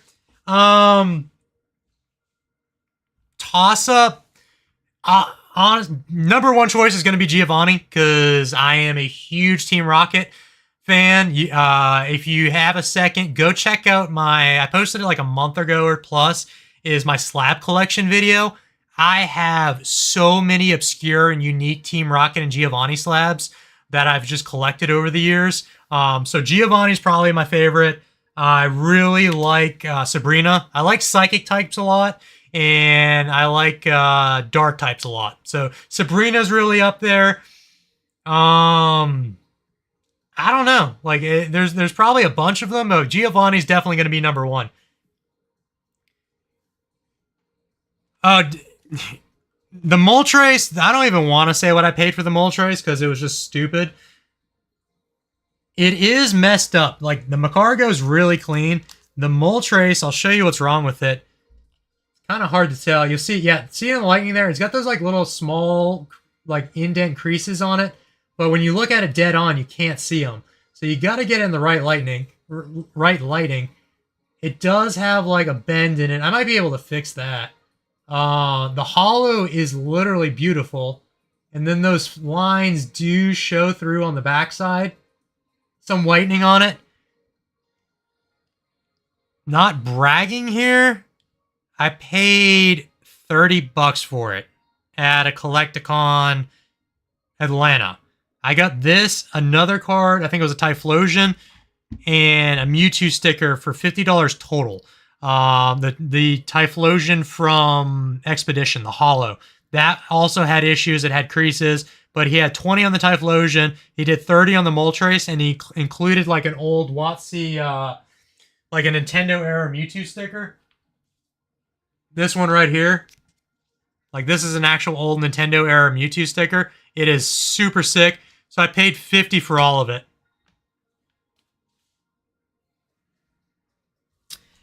I don't think it's water damage because it's pretty well intact. I've dealt with a lot of water damage cards. I mean, I get what you're saying with the white lines there. It's just kind of like bowed in and out. I have a humidifier. I just haven't gotten around to it yet. I might throw it in there for a day and flatten it and see if it looks any better. But honestly, it doesn't even bother me because in the sleeve, in the binder, it looks legit. Like, you're looking at it like that, you can barely see anything. The only thing you see there is the line on the right border. And these hollows are out of order. The trainers are all in order in Skyridge. All the crystals go here because with Skyridge you have crystals and then you have the reverses of the crystals. What is there? I think 6 crystals for Skyridge, so 12 total cards plus 32 hollows. So there's a lot. Yeah, from a distance it looks good. So like, I try to find the cleanest cards, but when I can pick up a Skyridge Moltres for $30 and it looks really good, I'm going to pick on that and just go with it. Because HP on that card, like, damage is like 100, 120, I think. HP is like 200 on that card. LP is like 340, something stupid. Like, Skyridge hollows are just stupid expensive. And that one looks literally beautiful, and it was $30. And then I'm gonna get all those Skyridge hollows in order this week because I picked up the Beedrill. The Beedrill's getting cracked open probably tomorrow or in the next couple days because I am gonna film a short with it and post the Beedrill because that's probably gonna cause a little chaos. People asking me why I'm breaking open a PSA 9.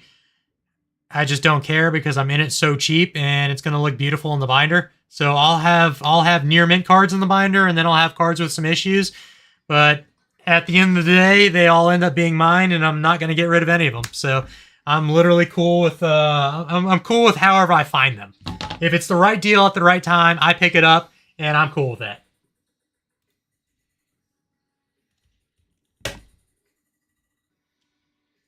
Move that. I have an HP's Base 2 Mewtwo Hollow with a decent melt swirl, paid $11 and a penny slot. Exactly, like, and you can't tell with a lot of cards, especially with like Legendary Collection. How we were looking through Legendary Collection, and every single one of those looks beautiful, and half of them have creases through them. You literally cannot tell. It makes no difference. If you're happy with the card at the end of the day, and you only spent $10 on it or $11, and it's worth considerably more, or it was an expensive card that's cost more in better shape, then just take your win and move on. And if you find a cleaner one down the road, then you can swap them out.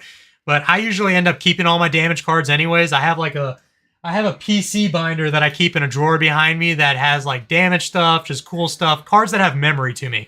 Like a lot of cards from my old childhood binder that just don't have a home in any of the master sets. I found new homes for them just flipping through the pages of like a little random PC binder.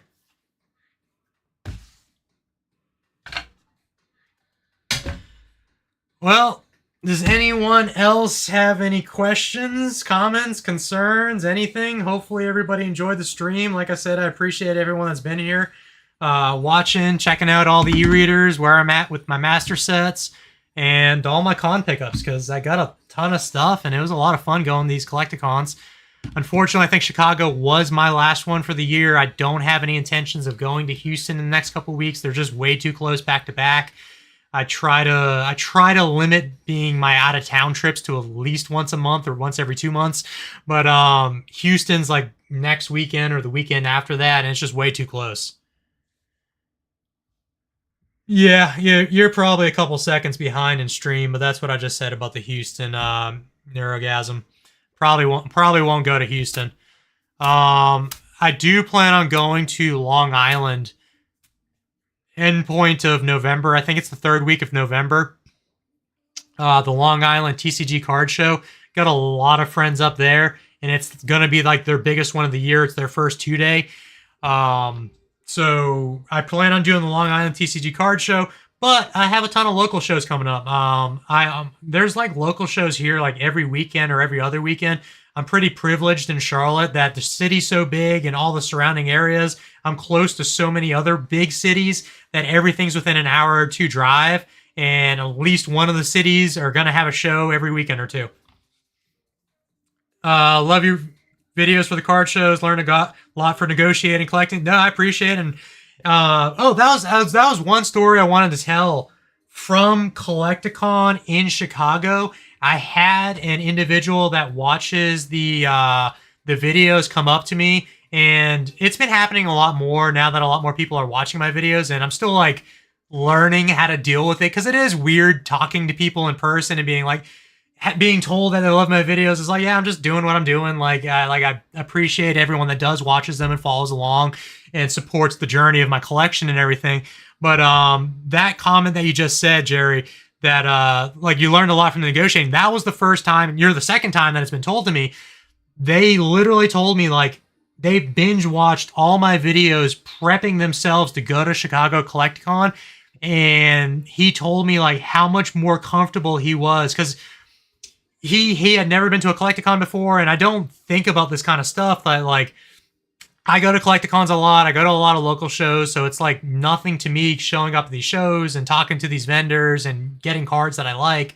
But for him telling me that like watching my videos and learning a lot from my videos and making him, that he specifically said that he was more comfortable coming to CollectACon because he watched my videos, stuff like that is really cool. Like that felt completely different than like, I'm not taking away from anyone that said they love my videos and watch my videos, but like actually explaining the why and telling me how he was so much more prepared to go to CollectACon.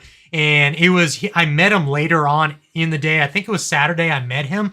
And you can actually see him in my Chicago in the line video. I didn't actually realize it until I got home and started looking at my footage. When I was doing the line video, I saw him in the line and I fist bumped him in the line because he like pointed to me, and we fist bumped each other. I didn't even think about that then, and then I met him later on in the day, and he had already made some deals, and he said he got some really good deals because he was watching my videos. But yeah, that was a really cool, surreal moment. But yeah, like you saying that was super cool. Like learning how to negotiate everything. That's why I've been using my phone a lot more too in the videos, is to actually show what I'm doing. Because back when I had one phone, I couldn't comp on camera, so I was comping. I would like stop filming, comp a card, go back to filming, say, yeah, well, TCG's $30. Why do you have 50 on it? Stuff like that. So now I'm doing it more in real time, so a lot more people can follow along and actually know the reasoning why I'm making the offers that I make, because I see the last 3 solds on eBay, or I see the last 3 solds on TCG Player are $20 and he has 30 on it. It's like, yeah, I'm going to offer you the realistic number. I'm going to offer you a little bit lower. I'm going to meet somewhere in the middle. What do you think about the Yin Yang Twins? I think I went to lunch during the Yin Yang Twins in Chicago. No, I was there, but I didn't see them. I had already seen the Yin Yang Twins twice this year. I think that was the 3rd time they had played for CollectACon. I think the Yin Yang Twins were in New Jersey and Atlanta, and I did watch both of them. It's some like flashbacks, like memory lane, watching those old concerts. True, prices were not firm, and you can negotiate price with vendors. Feel like you're at a flea market. Yeah, and everything's negotiable. And like I just said, like that's why I'm showing more of what I'm seeing online in the videos and comping the cards on my phone and bringing more of that aspect into the videos. Because I would get hate comments on my videos like why do you even ask what the best price is? Why don't you just pay sticker? Everything's negotiable. Like, if they don't want to negotiate and they're overpriced, fine. I'm going to move on to the booth to the next person. Yeah, and if you see a high sticker just pass, now you know what you can do. Yeah, showing them market a lot, and then you get the I didn't see the damage on the card. They have damage cards priced at like light player near mint, or I haven't repriced that card in a year. Like, call people out on their shit. 90% of vendors are nice. It's not like they're all enemies. It's not like they're trying to get you, but there are vendors out there that are trying to get you. There are ones that have stupid numbers on their cards, that have the wrong condition on their cards, that have beat up cards at way too high of prices. So watch my videos, do your own research, comp everything you buy, and just make a fair transaction. If the person you're talking to is not willing to negotiate with you, then don't take the trade or don't buy it. Whatever card you're looking at, I promise you there's another one 2 boots down for probably better condition for less. Oh yeah, definitely tell Poppy. I don't know if he's asleep yet or not, but tell Poppy it was great meeting him too. He was great to meet. Like, I love meeting everyone of all ages. It's so awesome seeing someone so young getting into the hobby, and that dude is straight getting spoiled by the hobby already. He's making everyone's collections look. He's got a better collection than 90% of the people I know.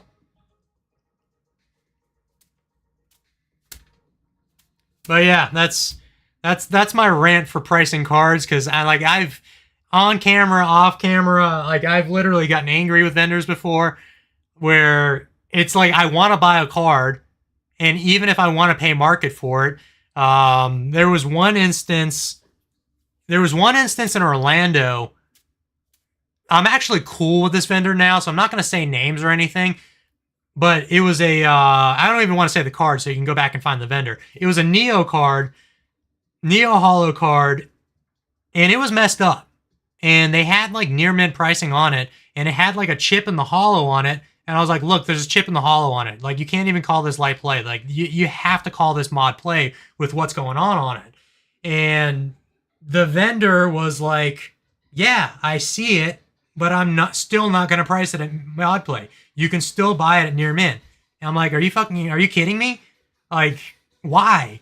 He's like, well, because, like, I think verbatim, and I don't want to misspeak. I don't want to just, like, make hearsay, because I know some vendor has told me this before. He's like, because somebody else is going to come and pay that price. Those are the vendors I like to avoid. Like, when you hear shit like that, they're only in it for the money. There's too many people that go to cons that are not knowing what they're doing or how to price cards, and they might be new to the hobby, or they might be going down memory lane being like, hey, I want to buy some Pokemon cards because I collected as a kid, and they just come in and pay sticker, and then they get home and they're like, oh, I could have bought this $50 card for $10 if I just did 5 minutes of research. And those are the people that a lot of these vendors are trying to pry on, and hope that walk up to the table and just grab a card and not even look at it, not condition it, and just say, okay. So, yeah. He was just dancing in bed because I said that.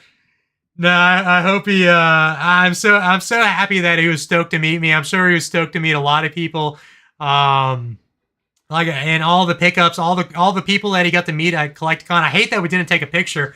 And that was the reason I included him in the recap reel, because I knew he was going to watch it. I wanted to get him excited that he was in my recap reel for Chicago, just being in there.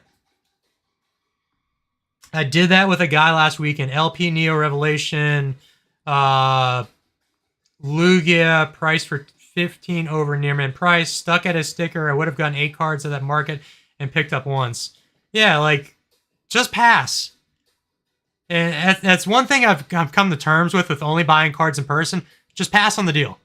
If it's not the right card, if it's not the right deal, it's not the right time, just pass on the card. If you're not comfortable, if you don't want to spend the extra buck, and granted, there's no reason to spend the extra buck, because like I said earlier, there's going to be another table at that show that has it for less. There's going to be the exact same card. These cards, even with e-readers, there's going to be multiple of them. I mean, Tyranitar was the hardest card for me to find.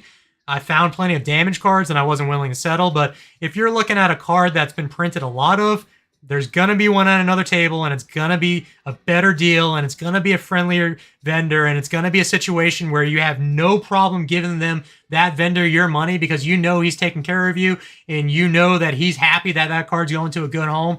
It's just the slimy vendors, just stay away from them, and you can tell usually real quick who the slimy ones are.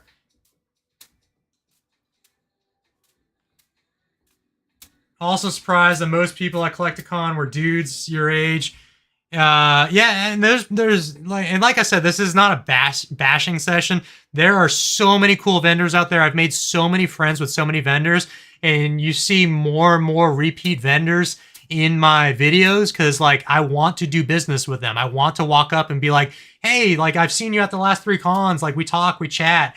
They know what I'm collecting. They instantly say, oh, hey, Grim, I got 3 e-readers since the last show. Do you need any of these? I'll give you a deal if you want these. And it's getting to the point where like I'm not even negotiating much anymore, because I'm just walking up and they're like, yeah, dude, you can have this, this, and this for X amount of money. And I know it's an awesome deal. It's like, I don't want to offer them less. I know he's already hooking me up. I don't think I really negotiated a lot in like my Chicago video, because so many people just want to do deals. They want to hook me up. They want to help me out. Or they're scared I'll put them on blast, like I've done with a couple of vendors. There was the Master Ball incident where this one vendor was trying to sell me Master Balls, raw Master Balls at PSA 9 and PSA 10 pricing, ungraded. And I left that in my video, and chat literally put them on blast. I don't know if anyone saw that video. I don't remember which CollectACon it was. I think it was Charlotte or something. But they ended up reached out to me on Instagram, made comments in my YouTube video defending themselves, because that's just a bad look. Market was 46. Dude wanted 61. Got the one card for barely under market and left. Yeah, I mean, that's it. I had the same instance happen in Chicago. I have the footage from an instance like that in Chicago where it was a reverse Blastoise from Expedition. Dude had 60 on it. LP market, and I wasn't arguing condition. It was an LP card. LP market was 39, and dude said it was firm. So it was a $39, $40 card with last solds, and he wouldn't budge off 60. And I was like, dude, just keep it. You might sell it, you might not sell it, but you're not going to sell it to me. Yeah, Fish, you remember that. The Master Ball guy got cooked in the comments. That wasn't a cool interaction, and I'm not naming names. It is what it is at this point, but anyone who watches my videos, they can interpret however they want, because that's the real-time interaction. That's what was spoken. That's what was said. I walked on the deal, and that dude didn't sell a bunch of Master Balls, which I would have bought literally almost the entire stack if he just sold them for realistic numbers, which were 10, 12 bucks each. But he wanted to sell everything at, I don't even know numbers, but 30, 40, 50 bucks each, because he feels like that's what he would grade him at. Oh, Poppy, you're already at that level. You got so many cool gifts over the weekend. Everyone's hooking you guys up. I wish I would have saw that Blastoise you had, though. I really wanted to see that card. That's a sick card. I hate that CGC didn't authenticate it. But yeah, it's crazy. It's already been over 2 hours. It's 10 o'clock. I'm probably gonna hop off. I got a couple more things I need to do before I gotta get to bed, and the week's gonna start in the morning. But definitely appreciate everyone hanging out, chilling, watching, listening to me talk and talking back. Like, these streams aren't as fun without having a bunch of people talking in the stream. So I'm going to start doing more lives. I got a lot more stuff to do lives with over the next couple weeks, which is also good. More content. I'll be ripping some Japanese packs. I'm going to be ripping some stuff and just chilling and talking. So appreciate everyone chilling. Any last questions before I jump off? Yeah, media. Yep, definitely appreciate you being here. Vendors don't understand how to liquidate hard to sell cards. Yeah, it's always the niche cards. That's the thing. It's like, who's coming in and asking for like a reverse holo or certain things? It's like a weird card to sell, and they won't come off on price. If it's a 151 Charizard, I get it. Like, that's going to sell. It's going to sell in 10 minutes if the one person doesn't buy it. Anything modern sells, but like weird vintage stuff, it's whatever. But I'm ending it on that. Hope everyone has a great weekend. Hope everyone, definitely appreciate everybody chilling, and we'll see you next